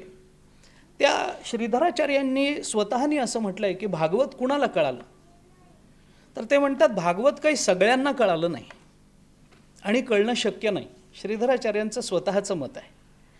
कुणाला कळालं मग भागवत? त्यांनी असं म्हटलं आहे की व्यासो वेत्ती, शुको वेत्ती, राजा वेत्ती न वेत्ती वा. एक व्यासमहर्षींना भागवत कळालं, भगवान शुकाचार्यांना भागवत कळालं, परीक्षितीला कळालं की नाही सांगता येत नाही. राजा वेत्ती न वेत्ती वा माहिती नाही, पण श्रीधरम शकलम वेत्ती. कशामुळे? तर श्री नरसिंह प्रसादतः, भगवान नरसिंहाच्या प्रसादाने श्रीधराचार्यांना मात्र सगळं भागवत कळालं, जेवढं शुकाचार्यांना आणि व्यासमहर्षींना कळालं. हे इतक्या खात्रीपूर्वक आणि आत्मविश्वासपूर्वक बोलणं हे ज्यांना शक्य आहे त्यांची टीका ही सर्वमान्य टीका मानली जाते. भागवताचं चिंतन करताना अलीकडच्या काळामध्ये दोन टीकांना जास्त महत्त्व आलं. एक श्रीधरी आहेच आहे आणि दुसरी सुबोधिनी नावाची वल्लभाचार्यांची टीका आहे. त्या टीकेमध्ये आणि श्रीधराचार्यांच्या टीकेमध्ये काही प्रमाणामध्ये कुठे कुठे बारीक मतभेद आहेत, नाही असं नाही, पण ते तत्वदृष्टीनं नाही आहेत. जे महापुराणांची लक्षणं सांगताना दुसऱ्या स्कंधामध्ये भागवताने सर्ग, विसर्ग, स्थान, पोषण, उती, मन्वंतर, ईशानुकथा, मुक्ती, आश्रय, निरोध या सगळ्याचा विचार जो केलेला आहे आणि प्रत्येक स्कंधामध्ये हे एक एक लक्षण कसं प्रकट झालेलं आहे हे मुळातून सांगितलं गेलेलं आहे. मुळात हे सगळं चिंतन मांडणारे, हे सगळ्यात पहिल्यांदा मांडणारे बोपदेव आहेत. त्या बोपदेवाने आपल्या हरिलीलामृत नावाच्या ग्रंथामध्ये हे स्कंधयुक्त असं स्कंधाचं विवरण करणारं चिंतन मांडलं. त्याच्यानंतर ते श्रीधराचार्यांकडून प्रकट झालं आणि श्रीधराचार्यांच्या नंतर ते सुबोधिनी टीकेमध्ये त्याचा विचार करण्यात आला. फक्त सुबोधिनीमध्ये आणि श्रीधरीमध्ये थोडा कुठे फरक असेल तर निरोध आणि आश्रय या 2 लक्षणांचा विचार जो दशम आणि द्वादश स्कंधामध्ये झाला, त्याच्यामध्ये कुठला ते श्रीधराचार्यांपेक्षा वेगळं मत एवढंच आहे की दशमामध्ये स्वतः वल्लभाचार्य हे आश्रय मानतात आणि श्रीधराचार्य निरोध मानतात दशमामध्ये, आणि द्वादशामध्ये श्रीधराचार्यांनी आश्रय लक्षण मानलेलं आहे, जे सुबोधिनीकारांनी मानलेलं नाही. असं ते काहीतरी एक अगदी क्षुल्लक मतभेद आहे, पण तो ठीक आहे. म्हणजे माझ्या दृष्टीने निरोध, मुक्ती आणि आश्रय या तिन्ही तत्वांचा विचार करत असताना दशम, एकादश आणि द्वादश या तिन्ही स्कंधामध्ये हे तिन्ही लक्षणं प्रकट झाल्यासारखी वाटतात, असं मला थोडंसं त्याचा अभ्यास करताना वाटलं होतं. खरं खोटं किंवा योग्य अयोग्य आपण जास्त चांगल्या पद्धतीनं सांगू शकाल, पण या सगळ्याचा विचार भागवताच्या चिंतनामध्ये करणं, याच्या कारण काय झालं आहे की भागवताची कथा ऐकणारा श्रोता फक्त कथा ऐकायला येतो, हे दुर्दैव आहे. भागवत हे नुसतं कथा सांगणारा हा ग्रंथ नाही आहे की काय काय झालं, कुणा या चरित्रामध्ये असं झालं, मग तसं झालं, मग भगवंतानी पुतनेला मारलं, नामुक केलं, महाबळ भट्टाला मारलं, हे केलं ते केलं, तृणावर्त गेला, बकासूर गेला, हे सगळं सांगण्यामध्ये भागवताचं तात्पर्य नाही आहे. भागवत हा जीवनाला विचाराची दिशा देणारा ग्रंथ आहे. भागवत म्हणजे काय आहे, जे भगवत प्रोक्त आहे ते भागवत आहे. आणि कथा हा शब्दसुद्धा तसाच आहे. आपण कथा हा शब्द फारच सामान्यत्वानं वापरतो. आपण संस्कृतामध्ये ऋग्वेदामध्ये कथा हा शब्द वेगळ्या अंगाने आला. आपण ऋग्वेदाचं चिंतन कराल तर काय आहे की यथा, तथा, सर्वथा हे शब्द आपल्याला ऐकून माहिती आहेत. तसाच कथा शब्द आहे. यथा म्हणजे काय, येन रूपेण यथा. तथा म्हणजे काय, तेन रूपेण तथा. सर्वथा म्हणजे काय, सर्व रूपेण सर्वथा. तसं कथा म्हणजे काय, केन रूपेण हा प्रश्न निर्माण झाल्यानंतर जी येते ती कथा. कथा हा शब्द फक्त गोष्ट या अर्थाने येत नाही. केन रूपेण कोणत्या प्रकारानं असं जेव्हा विचारलं जातं, म्हणजे मी आज कार्यक्रमाला यायला निघालो तर एखादी व्यक्ती मला असं म्हणू शकते की अरे तुम्ही कसे काय कार्यक्रमाला, म्हणजे या विषयाशी संबंध असूनही लोक असं विचारू शकतात की तुम्ही कसे काय इथे, तर विचारतात, म्हणजे त्याला इलाज नाही.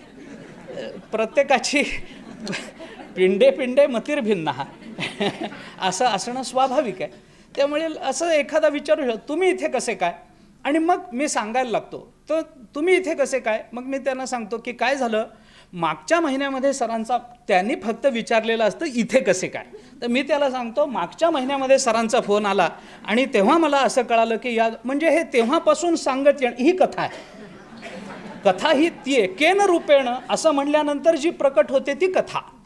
असं कसं काय, कसं झालं असं, भगवंतानी पुतनेला का मारलं, कसं मारलं, असं म्हटल्यानंतर जे येतं ना ते नुसती कथा, म्हणजे ती गोष्ट नसते. कोणतीही कथा किंवा भागवताच्या किंवा रामायणाच्या अनुषंगाने बोलायचं झालं तर याच्यामध्ये येणारी कोणतीही कथा एका तत्त्वज्ञानाच्या अधिष्ठानावर उभी आहे. त्याच्यामधून आपल्याला काहीतरी घेणं आहे.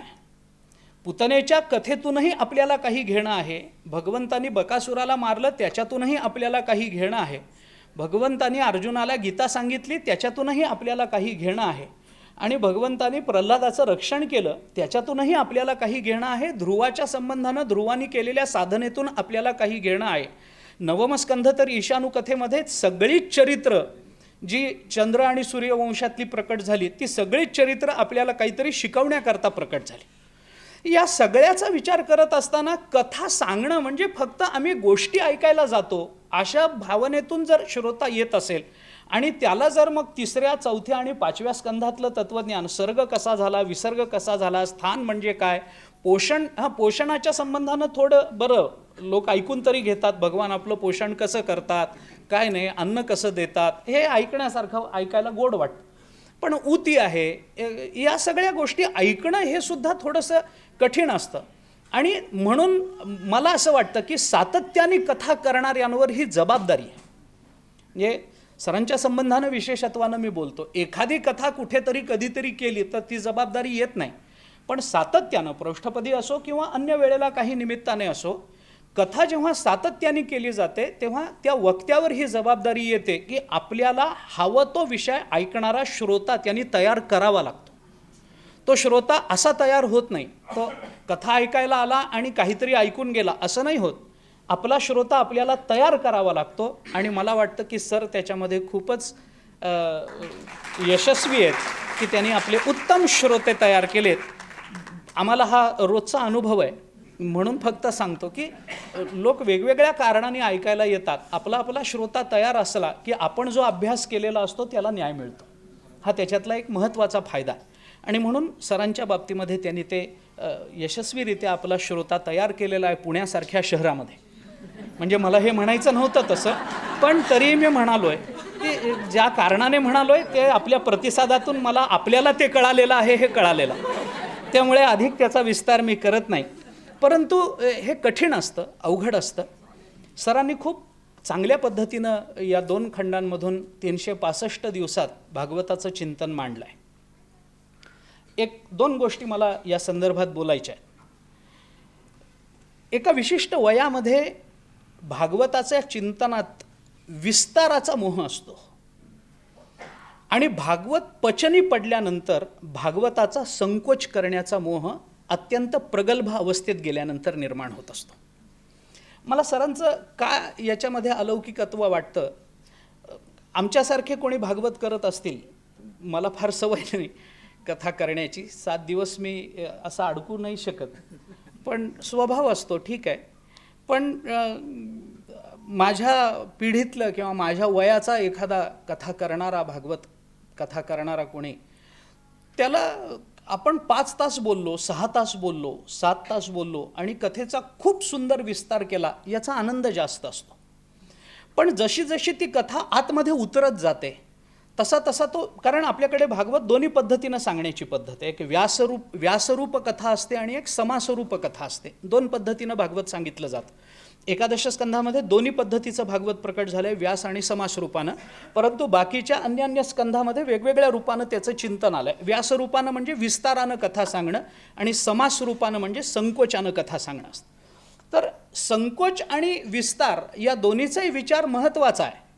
पण विस्ताराकरता आपल्याला अनेक गोष्टी मदतीला येत असतात आणि संकोचाकरता फक्त आपल्याला आलेल्या त्या तत्वाचा अनुभव आणि आपली त्याच्याकडे बघण्याची दृष्टी, या 2च गोष्टी महत्त्वाच्या ठरतात.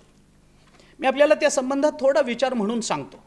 संकोच करणं काय, विस्तार करणं त्या मानानं सोपं असतं. एखादा श्लोक घेऊन 4 महिने आम्ही बोलतो चातुर्मासामध्ये. एखादी ओवी 2, 2.5, 3 महिने, 4 महिने आम्ही त्या विषयात बोलतो.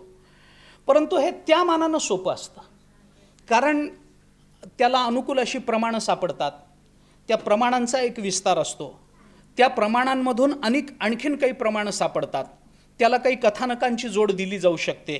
हे सगळं विस्तारामध्ये खूप सोपं जातं. म्हणजे एखाद्या श्लोकावर 4 महिने बोलणं खूप सोपं आहे, परंतु 4 महिन्यात बोललेलं एका वाक्यात सांगा हे खूप अवघड असतं. म्हणजे ज्याला त्या क्षेत्रातलं हे काम करून, म्हणून ज्ञानेश्वर महाराजांना संपूर्ण ज्ञानेश्वरीमध्ये संजयाचं का कौतुक करावं वाटलं. खरं गीता काही संजयाची नाही आहे, पण ज्ञानेश्वर महाराजांनी 18व्या अध्यायामध्ये संजयाचं कौतुक केलं. ते याच कारणाने केलं की एकूण तसं 1.25 लाख श्लोकांचं महाभारत, पण संजयानी ते एका श्लोकामध्ये आणून ठेवलं. यत्र योगेश्वर कृष्णो यत्र पार्थो धनुर्धरः तत्र श्रीर्विजयो भूतिर्ध्रुवा नीतिर्मतिर्मम. हा संजयाच्या मुखातला भगवद्गीतेतला शेवटचा श्लोक. ज्ञानेश्वर महाराज म्हणतात की, म्हणून त्याचं कौतुक केलं, एवं भारताचा अवाका आणोनी श्लोका एका संजय कुरुनायका दिदला अति.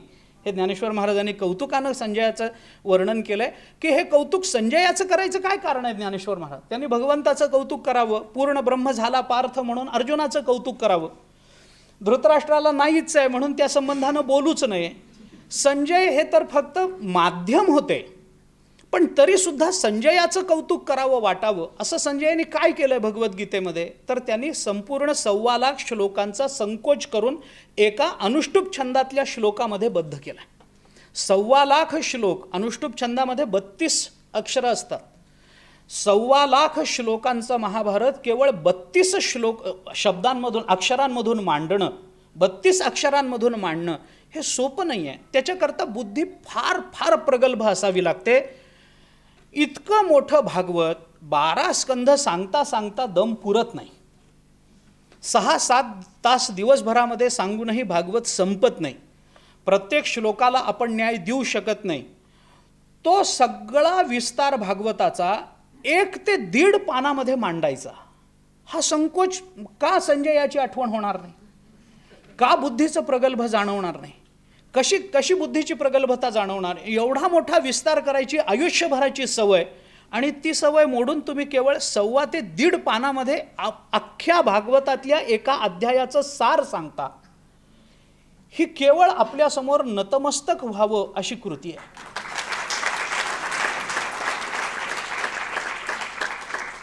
मला आठवतं उत्तर रामचरितामध्ये भवभूतीने ते एक कथा सांगितली जाते त्या संबंधामध्ये, की ते भवभूतीने उत्तर रामचरित लिहिलं आणि हा ग्रंथ कसा सिद्ध झाला हे कुणाला तरी मोठ्या व्यक्तीला दाखवावं. अर्थात ही कदाचित दंतकथा असावी म्हणून ते कालिदासांकडे गेले.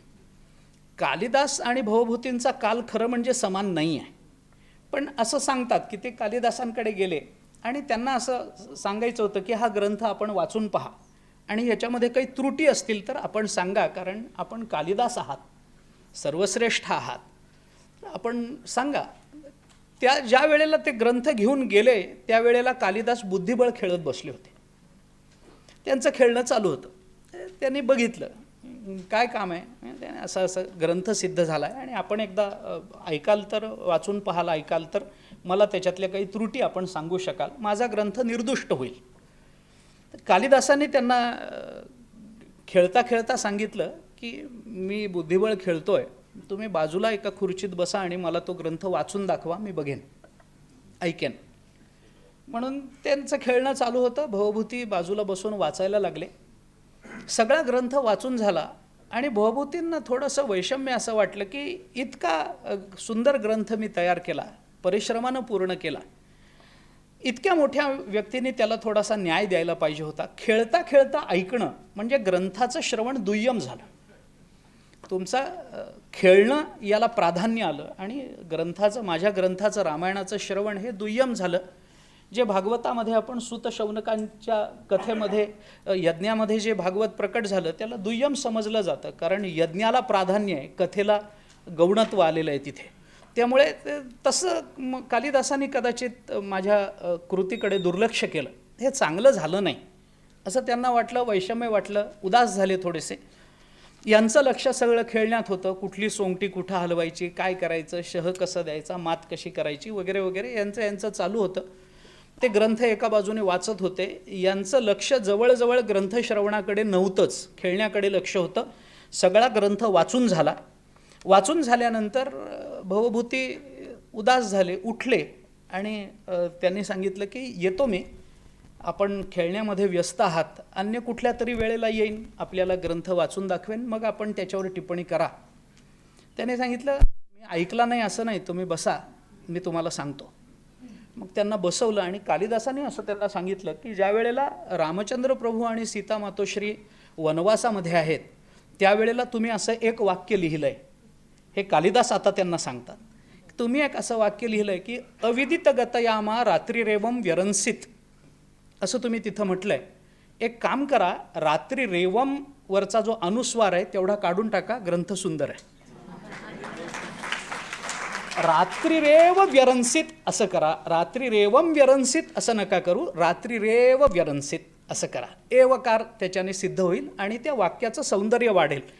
त्याचा अर्थ काय आणि सौंदर्य कसं वाढलं हे मला आत्ता सांगायचं नाही आहे, पण मला असं सांगायचं आहे की संकोच आणि विस्तारामध्ये आपली साहित्यकृती ही इतकी प्रगल्भ आहे, आपला साहित्य विचार इतका प्रगल्भ आहे की एखादी काना वाढवणं हा सुद्धा विस्तार असतो आणि अनुस्वार कमी करणं हा सुद्धा संकोच असतो. त्यामुळे असं म्हटलं जातं की एखाद्या व्याकरणकाराला आपल्या निर्मितीतली अर्धी मात्रा जरी कमी करता आली, अर्धमात्रा लवेनापी, अर्धी मात्रा जरी कमी करता आली तर त्याला पुत्रजन्म झाल्याचा आनंद होतो म्हणे.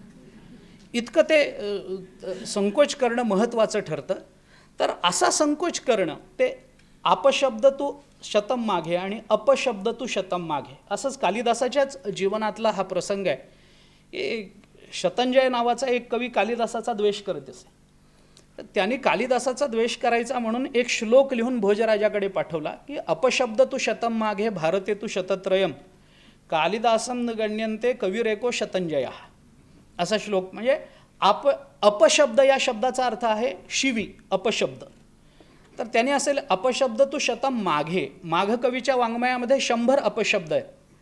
भारते तू शतत्रयम, महाभारतामध्ये 300 अपशब्द आहेत. कालिदासांकडे अगणित अपशब्द आहेत, कारण त्यांना शिव्या देणंच येतं, बाकी काही त्यांना जमत नाही. पण कवी ही एको शतंजय हा, पण शतंजय हा कवी असा आहे की त्याला फक्त एकच अपशब्द माहिती आहे, तो म्हणजे अपशब्द, एवढा एकच माहिती आहे. असा श्लोक तयार केला आणि त्यांनी भोजराजाकडे पाठवून दिला विद्यार्थ्याकडून. तो विद्यार्थी जाताना रस्त्यात कालिदास भेटले.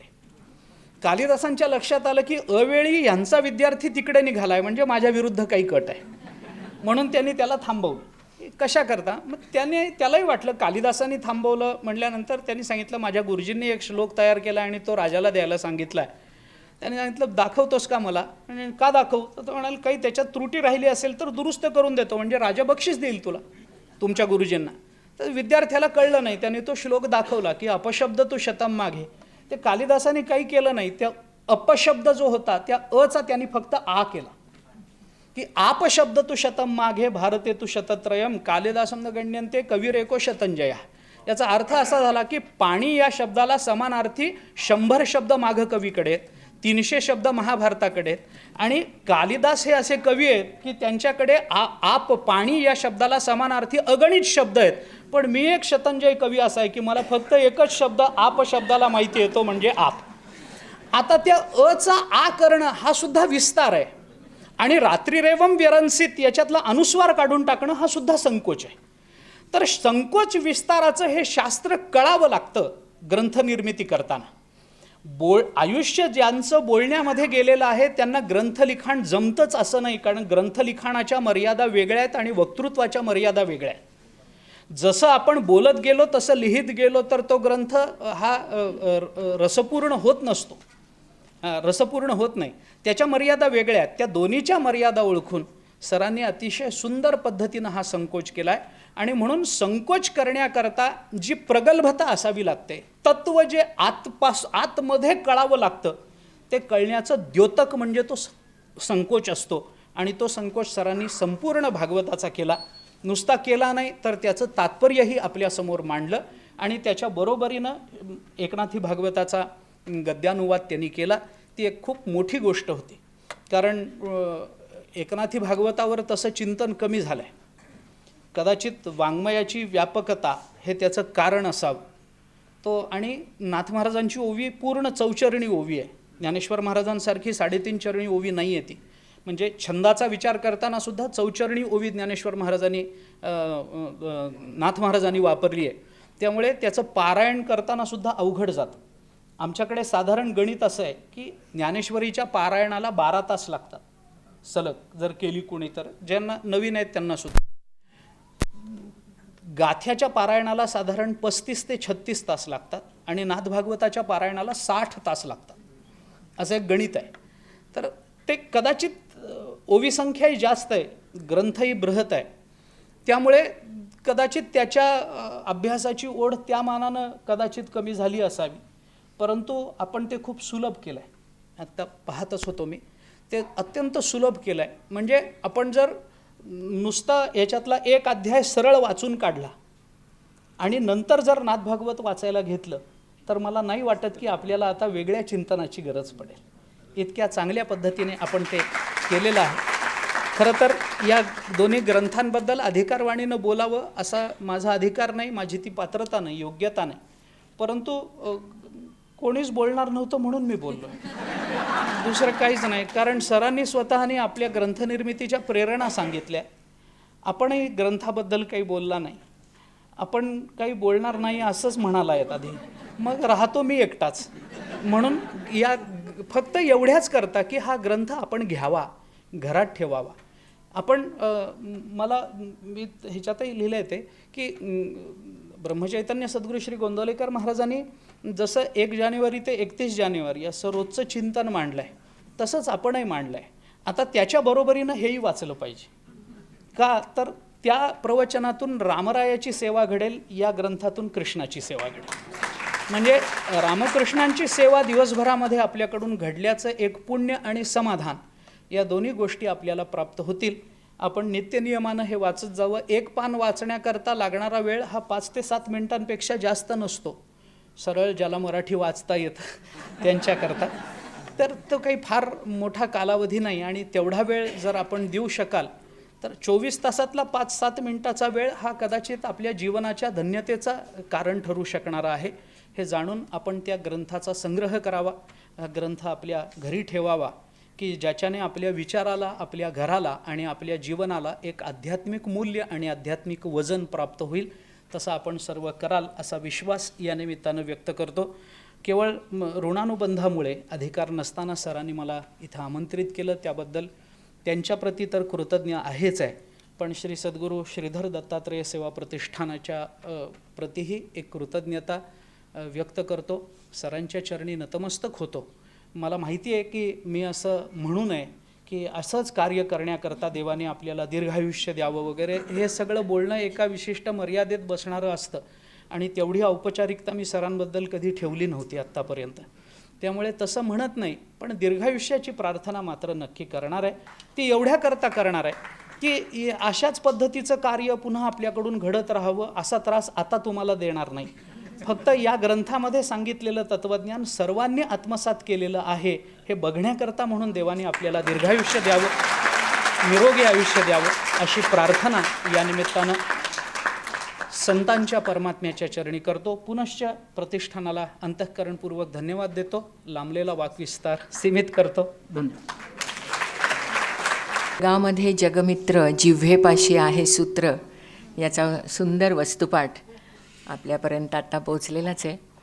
ब्रह्मानंदम परमसुखदम केवलम ज्ञानमूर्तिम द्वंद्वातीतं गगनसदृशं तत्त्वमस्यादिलक्ष्यम् एकं नित्यं विमलमचलं सर्वधी साक्षीभूतं भावातीतं त्रिगुणरहितं सद्गुरुं तं नमामि. उपस्थित भगवत भक्त आदरणीय काकांच्या चरणी प्रार्थना करून मी 2च गोष्टी सांगतो. स्वामी स्वरूपानंदांचं एक वाक्य आहे, गोडी कळावया द्यावा गुळ खाया देव ओळखाया स्वानुभव. स्वामी म्हणे नाही पांडित्याचं काम स्वय आत्माराम दाखवावा.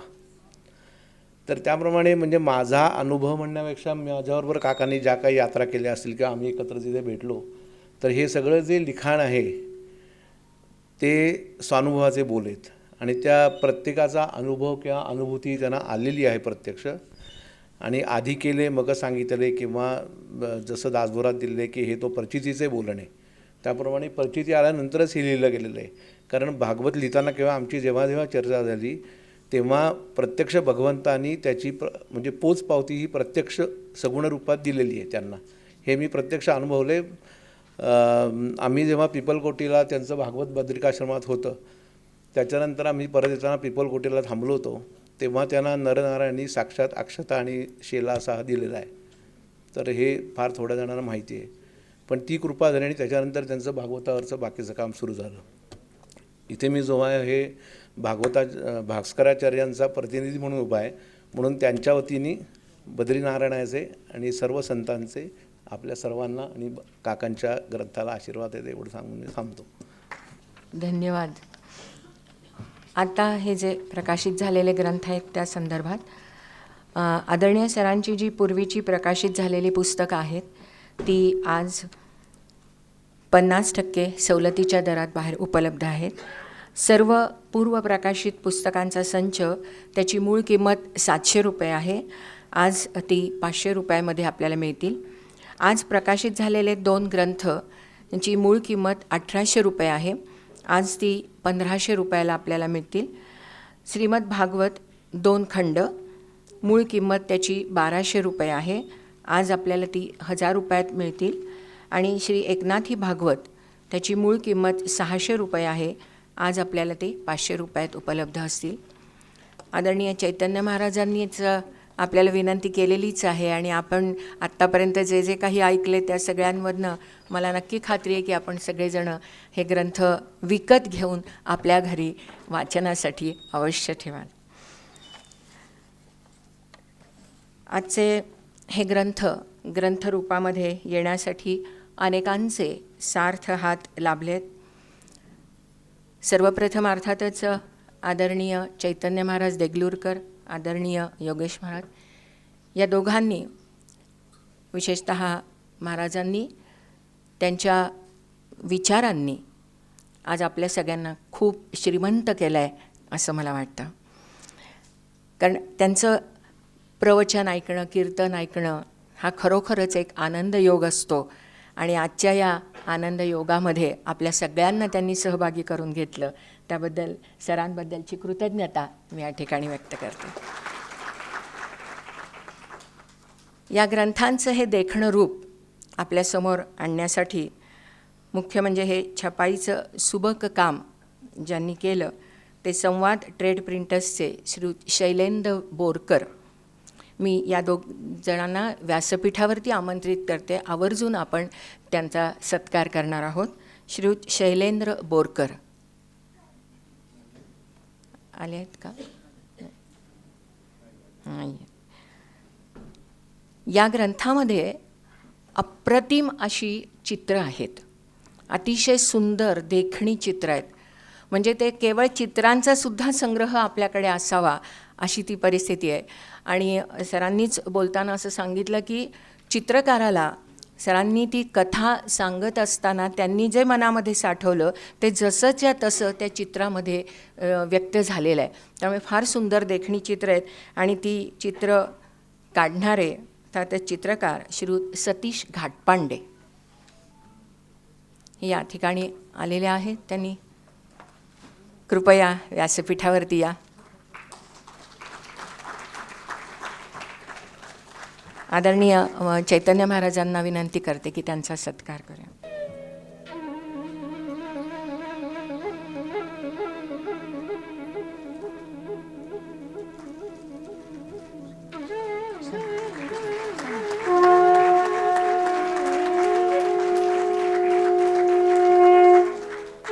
श्री घाटपांडे हे उत्तम पेपर आर्टिस्ट आहेत. आज आपण सगळ्या मान्यवरांना ज्या फ्रेम दिलेल्या आहेत तर ते पेपर आर्टमध्ये त्यांनी त्रिभंग ललित अशा वृंदावन बिहारीची अशी मूर्त तयार केलेली आहे. आणि उत्तम पेपर आर्टिस्ट आहेत आणि बरीचशी चित्रंही त्यांनी पुस्तकातली काढलेली आहेत ती.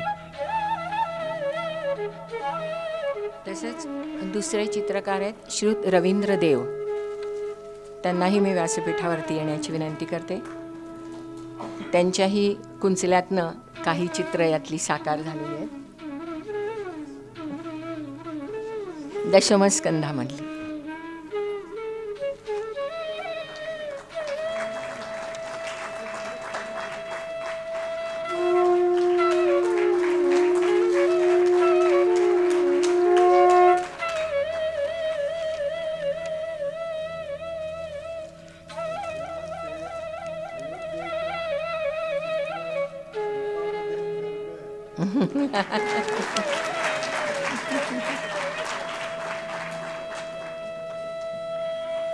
या ग्रंथांचं मुद्रित शोधन करणाऱ्या डॉक्टर सौ दाते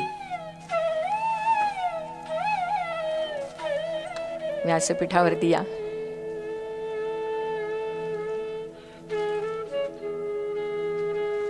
अतिशय अवघड आणि नेमकेपणानं हे काम करावं लागतं.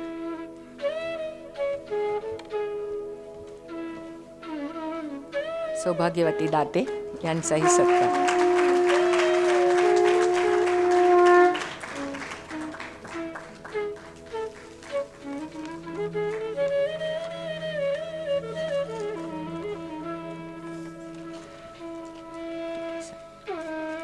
धन्यवाद.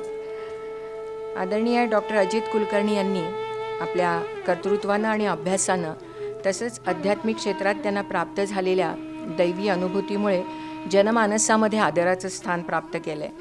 त्यामुळे त्यांच्यावरच्या प्रेमाखातर, स्नेहाखातर अनेक क्षेत्रातली मान्यवर मंडळी या ठिकाणी उपस्थित आहेत. खरं म्हणजे सगळ्यांचाच सत्कार करणं हे आवश्यक आहे, परंतु काहींच्याबद्दल आम्ही एक प्रातिनिधित्व स्वरूपामध्ये त्यांचा सत्कार करतो आहोत. डॉक्टर साठे,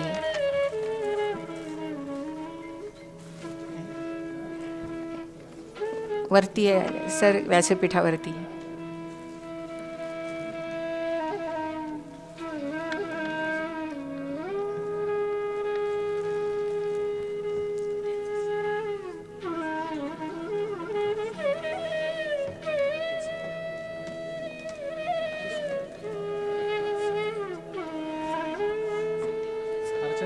तुम्ही या प्लीज. हे दोघंही अतिशय मोठे पांडुरंगाचे भक्त असलेले आहेत आणि उत्तम हृदयरोग तज्ज्ञ म्हणून त्यांची जगद्विख्यात ख्याती आहे. मॅडम या पेडियाट्रिक कार्डिओलॉजिस्ट आहेत आणि सर कार्डियक इंटेन्सिव्हिस्ट आहेत.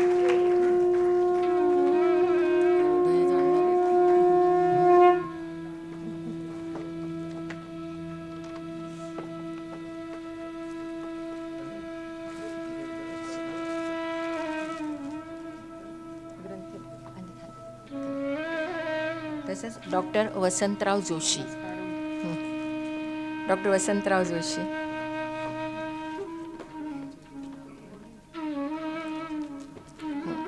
दत्त महाराजांचे ज्येष्ठ अनुयायी.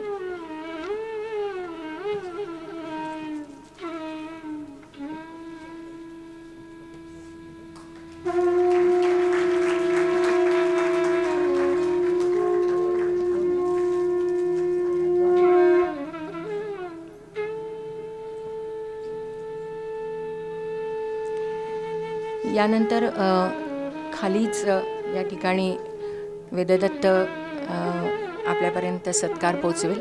सगळ्यांनाच व्यासपीठावरती येणं शक्य नाही. श्रीयुत गांधी.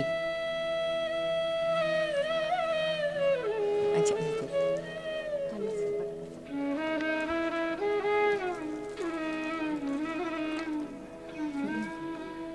सर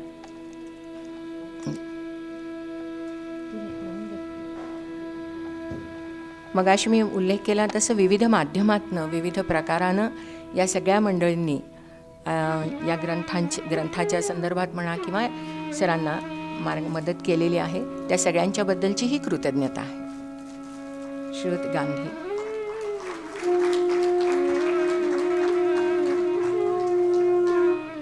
सौभाग्यवती शेडगे.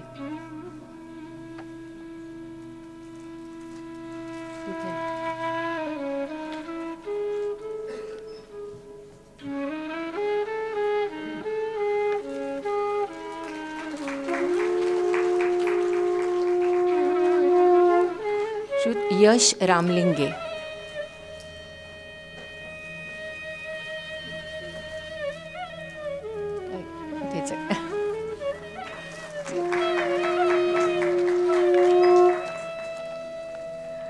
श्रीयुत केळकर दादा.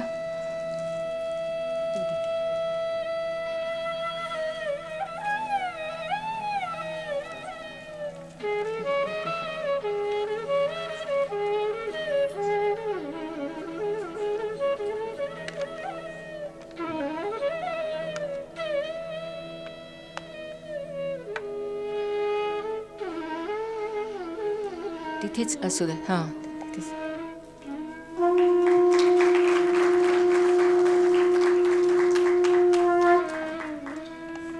पेश श्रुत काका ठकार.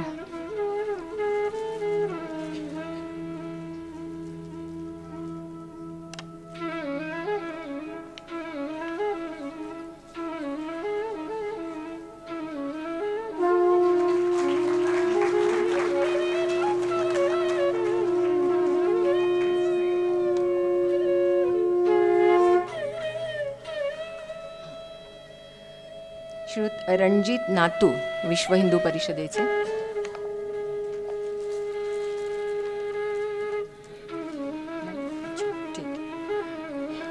वैशाली गाडगीळ कायम आमच्या पाठीशी असते.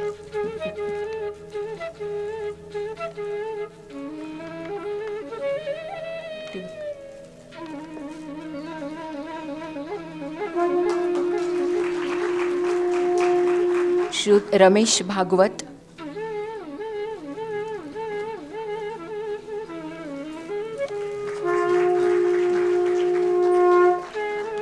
ॲडव्होकेट गोसावी.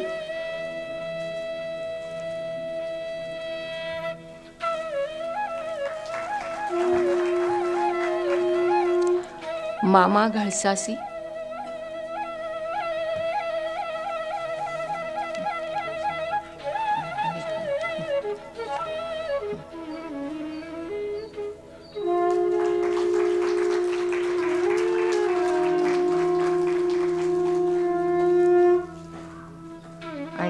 उदयसिंह पेशवा यांच्या सौभाग्यवती पेशवा.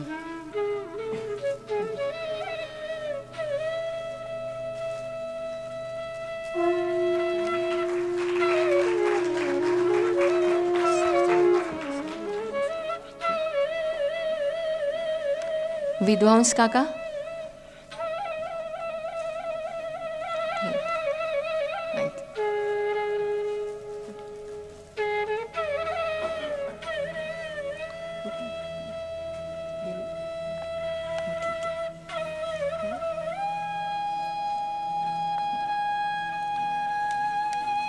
प्रातिनिधिक स्वरूपामध्ये आपण या सगळ्यांचे सत्कार केले.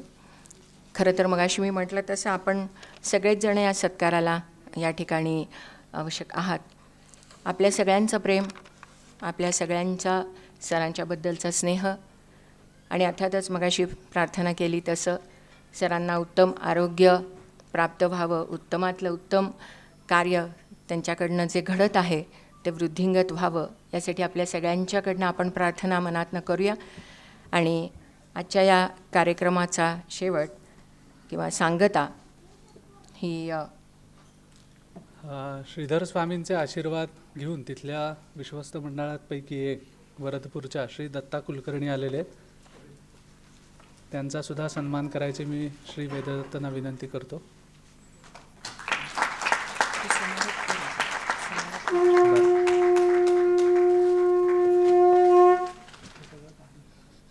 एक आनंदाची गोष्ट, फक्त कालच फोन झाला, निरोप आलेला आहे, म्हणजे की तिरुपती संस्थानकडून या कार्यक्रमाला आशीर्वाद, मंत्राक्षदा आणि हे सगळं प्राप्त झालेलं आहे. आणि ग्रंथ हा तिथले रंगास्वामी म्हणून आहेत, त्यांच्याकडनं आलेला निरोप आहे की ग्रंथ हा आम्ही पुढच्या काळामध्ये कशा पद्धतीने पुढे न्यायचा आहे आमचं संस्थान पाहील आणि त्याप्रमाणे बघा.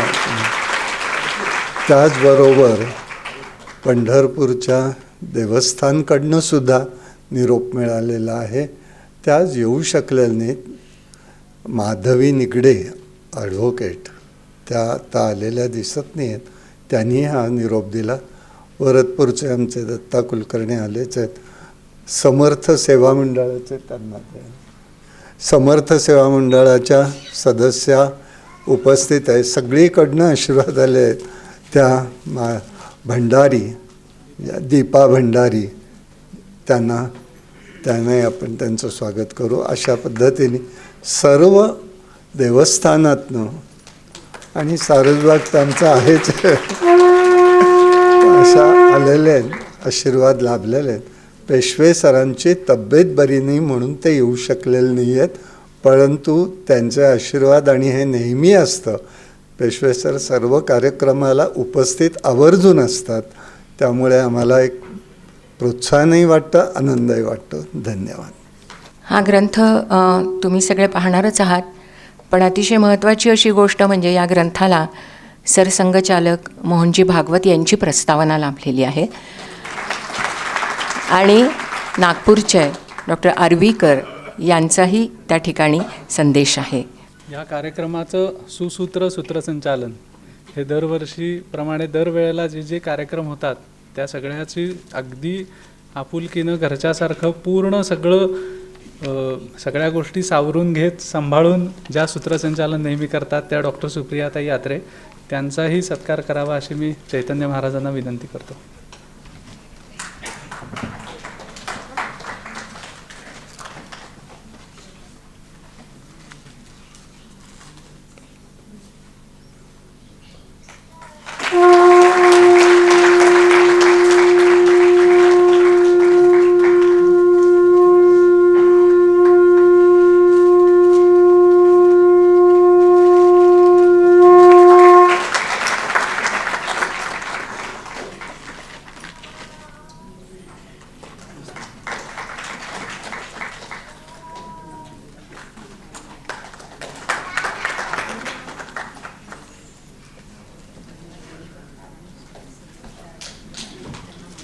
अंततोगत्वा सगळ्यात महत्त्वाचा भाग म्हणजे चैतन्य महाराजांनी सांगितलं की आपण पुस्तकाविषयी कोणी काही बोलला नाही, त्यामुळे मला बोलायला लागलं. तर मुळामध्ये असं आहे की भवंती कर्ण रसायनं येतात कथा. आपल्या वाणीतनं कर्ण रसायन सगळ्यांच्या प्रविष्टोयम मया श्रवणेंद्रिय अशा पद्धतीनं हृदयामध्ये ते पोचावेत शब्द, ही सगळ्यांची मनीषा असल्यामुळे शेवटी शब्दविस्तार किती करायचा यालाही मर्यादा आहेत, म्हणून फक्त तो विषय विस्तार मुद्दाम मांडला नव्हता. पण आपली सूचना आवर्जून पुढच्या वेळेपासून की लक्षात ठेवीन. पुन्हा आभार प्रदर्शनाचा एक महत्त्वाचा भाग कार्यक्रमाची औपचारिकता म्हणून आजच्या कार्यक्रमाला श्री बद्रिकाश्रमातल्या नरनारायणांचे साक्षात निजपरिकर असणारे भास्कराचार्यजी येऊ शकले नाहीत, पण त्याही परिस्थितीमध्ये जसं सुरुवातीला म्हणलं एका बाजूनी हसू, एका बाजूनी आनंद, एका बाजूनी रडू असं आहे. पण योगेश्वरजी स्वतः समक्ष आज इथे उपस्थित राहिले कार्यक्रमाचे अध्यक्ष म्हणून, त्यामुळे त्यांचं मनापासनं प्रतिष्ठानच्या वतीनं आभार मानतो. श्री चैतन्य महाराज देगलूरकरजी दरवेळेला जे आत्तापर्यंत कार्यक्रम झाले त्या सगळ्याला ते विनंतीला मान देऊन आलेले आहेत त्यांच्या कार्यक्रमाच्या व्यग्रतेमधून, त्यामुळे प्रतिष्ठानच्या वतीनं त्यांचेही मनापासनं आभार. ह्या पुस्तकांच्या प्रकाशनामध्ये बरेच लॉकडाऊनच्या मधल्या काळामध्ये अडचणी होत्या, पण ह्या सगळ्या अडचणींना पार करत बोरकरांनी अतिशय संवाद प्रिंटर्सनी बहुमोल अशी साथ मदत त्यांची लाभली आणि त्यामुळे हे कार्य मुद्रणाचं शेवटपर्यंत जाऊ शकलं, त्यामुळे त्यांचेही मनापासून आभार मानतो. ह्या चित्रांच्या बाबतीमध्ये अनेक प्रसंग असे होते की आजपर्यंत पुष्कळ चित्र ही भागवतावरती उपलब्ध आहेत, परंतु प्रत्यक्ष संहिता देऊन त्याचं ट्रान्सलेशन देऊन त्याचं डिटेलिंग प्रत्येक वेळेला डिस्कस करून बाबांशी श्री रविदेव आणि श्री सतीश घाटपांडे यांनी अतिशय मनापासून ती चित्र काढलेली आहेत. म्हणजे खरोखर तसं जर म्हणालात तर श्लोकातल्या प्रत्येक शब्दाला न्याय देऊन काढलेली चित्र आहेत. म्हणजे उदाहरणार्थ दुसऱ्या स्कंधामध्ये यज्ञपत्नींचा उद्धाराचं जे चित्र आहे त्या एकाच चित्रामध्ये यज्ञ एकीकडे चालू आहे, एकीकडे यज्ञाचा स्वयंपाक चालू आहे, एकीकडे काही ज्या यज्ञपत्नी मध्येच पळून जाऊन भगवंताला घास भरवत आहेत आणि त्यातली एक यज्ञपत्नी तिथे येऊ शकली नाही, तिला अडकवून ठेवलं म्हणून तिनं जे स्वतःचा देहोत्सर्ग तिथे घडला तिची प्राणाची ज्योत भगवंताच्या हृदयाशी दाखवलेली आहे. इतकं त्याच्यामध्ये बारीक डिटेलिंग आहे. किंवा कृष्ण जन्माच्या प्रसंगामध्ये जे बारकाईनं सगळं वर्णन आहे की काय वसुदेवांनी कुठे दान दिलं, कोण कसं करतंय काय, ह्या सगळ्याचा बारकावा आलेला आहे. नृसिंहाच्या ह्याचा जर तुम्ही बघितलं नृसिंहाचा आवेश आणि अवतार, तर तो दुर्वासांचा आणि अंबरीश ऋषींच्या अख्ख्या त्या दुर्वासांची आगतिकता किंवा नारायण कवचाची जी मुख्य देवता आहे ती अष्टभुजा श्रीकृष्णाची देवता आहे आणि त्याच्या प्रत्येक हातामध्ये उजव्या डाव्या वरच्या खालच्या मधल्या काय आहेत याचं स्पष्ट वर्णन वेदव्यासांनी केलेलं आहे. त्या बरहुकूम काढलेली ही चित्र आहेत. त्यामुळे मूळ संहितेला जसा अभिप्रेत आहे तसाचा तसा न्याय देण्याचा प्रयत्न हा ह्या दोन्ही चित्रकारांनी अतिशय प्रेमाने आणि अतिशय भावपूर्ण पद्धतीनं हे कार्य पूर्ण केलं, त्यामुळे त्यांचे विशेष प्रतिष्ठानच्या वतीनं आभार मानतो. ह्या सगळ्या कार्यक्रमाला आपण सगळे मान्यवर उपस्थित राहिला. श्री दत्ता कुलकर्णी, श्री काका ठकार, मामा घळसासी किंवा ॲडव्होकेट ठकार आहेत, केळकर आहेत, पेशवा मॅडम आहेत, आलेल्या वैशाली गाडगीळताई आहेत, यश रामलिंगे, या सगळ्यांची बहुमोल साथ हा या कार्यक्रमाला लाभलेली आहे. नाहीतर हे कार्यक्रम आज पूर्णत्वाला जाणंही थोडंसं अवघड होतं. ह्याचबरोबर सर्व आपण उपस्थित हॉलची व्यवस्था, SM जोशी फाउंडेशनचा हा जो हॉल आहे त्या फाउंडेशनचेही प्रतिष्ठानच्या वतीनं आभार मानतो. लाईट माईक व्यवस्था किंवा ह्या सगळ्याचं ध्वनिचित्रमुद्रण करणारे श्री आगलावे, ह्या सर्वांचे पुणे दर्पणच्या वतीनेही काही लोक आलेली आहेत, ह्या सगळ्यांचे मनापासून आभार मानतो. ह्या सगळ्या ग्रंथाच्या निमित्ताने शेवटी एकच छोटा विचार जो आपण टेक होम मेसेजसारखा आहे, तसं महाराजांनी जे सांगितलं की कथा या कथा नसून त्यात काहीतरी शिकायचं आहे. तर कृष्णचरित्रामध्ये एक विचार असा आहे की आपल्या सगळ्यांचं जीवन हे कंसासारखं आहे, ब्रॅकेट आहे. ते एक बाजू आहे ती आस्ती आहे आणि एक बाजू आहे ती प्राप्ती आहे की ज्या कंसाच्या पत्नी आहेत. जोपर्यंत हा आस्ती आणि प्राप्तीचा ब्रॅकेट अहंभावनेचा जो आहे तो संपत नाही तोपर्यंत कृष्णप्राप्ती होत नाही. हा मूळ सिद्धांत हा भागवतामध्ये आलेला आहे. तेव्हा ह्या अशाच स्वरूपानं चिंतनात्मक जो विचार आहे तो आपण सगळ्यांनी पाहावा, त्याचं रसास्वादन नित्य ह्या प्रवचनांच्या माध्यमातून करावं. आपण आज सर्वजण उपस्थित राहिलात त्याबद्दल मनापासून आपल्या सगळ्यांना वंदन, नमस्कार, धन्यवाद. आणि ह्या पद्धतीनं कार्यक्रम हा औपचारिक पूर्ण होतो आहे. शेवटचं प्रार्थनेनं या कार्यक्रमाची सांगता आपण करतो आहोत. सौ नेहा जोशी या कार्यक्रमाची सांगता ही प्रार्थनेनं करतायत. धन्यवाद.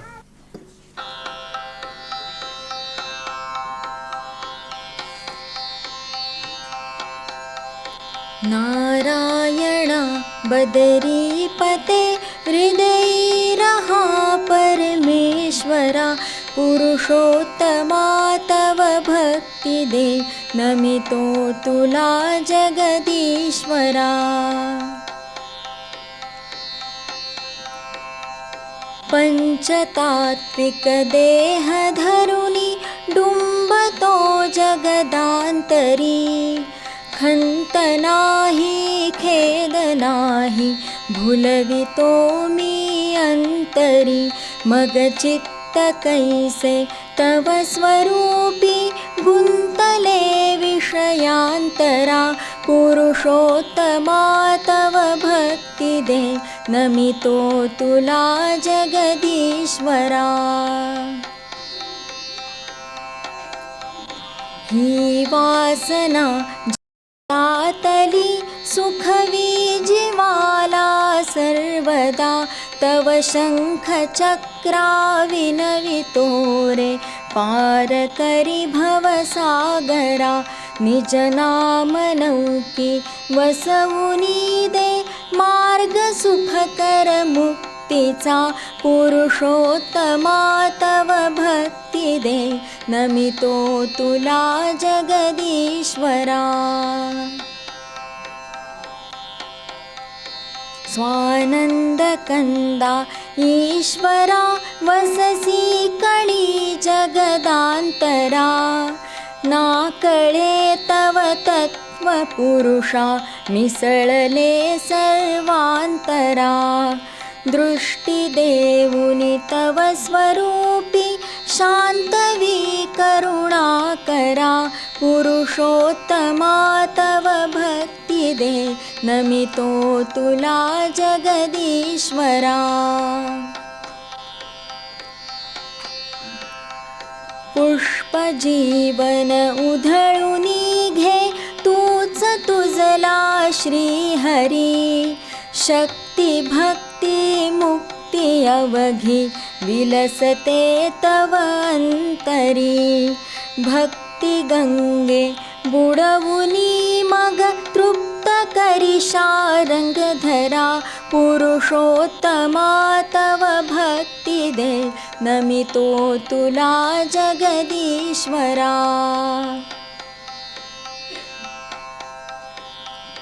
स्वरूप स्वरूपी एक होते प्रेम गंगा वाहते. आत्मज्योती ज्योत मिळते एक स्वरूपची राहते. मी पणे हे ना कळे तव खेळ हा योगेश्वरा पुरुषोत्तमा तव भक्ति दे नमितो तुला जगदीश्वरा. नारायण बदरीपते हृदय रहा परमेश्वरा पुरुषोत्तमा तव भक्ति दे नमितो तुला जगदीश्वरा. नमितो तुला जगदीश्वरा. नमितो तुला जगदीश्वरा. धन्यवाद. हां, नेहा जोशी प्लीज व्यासपीठावरती या.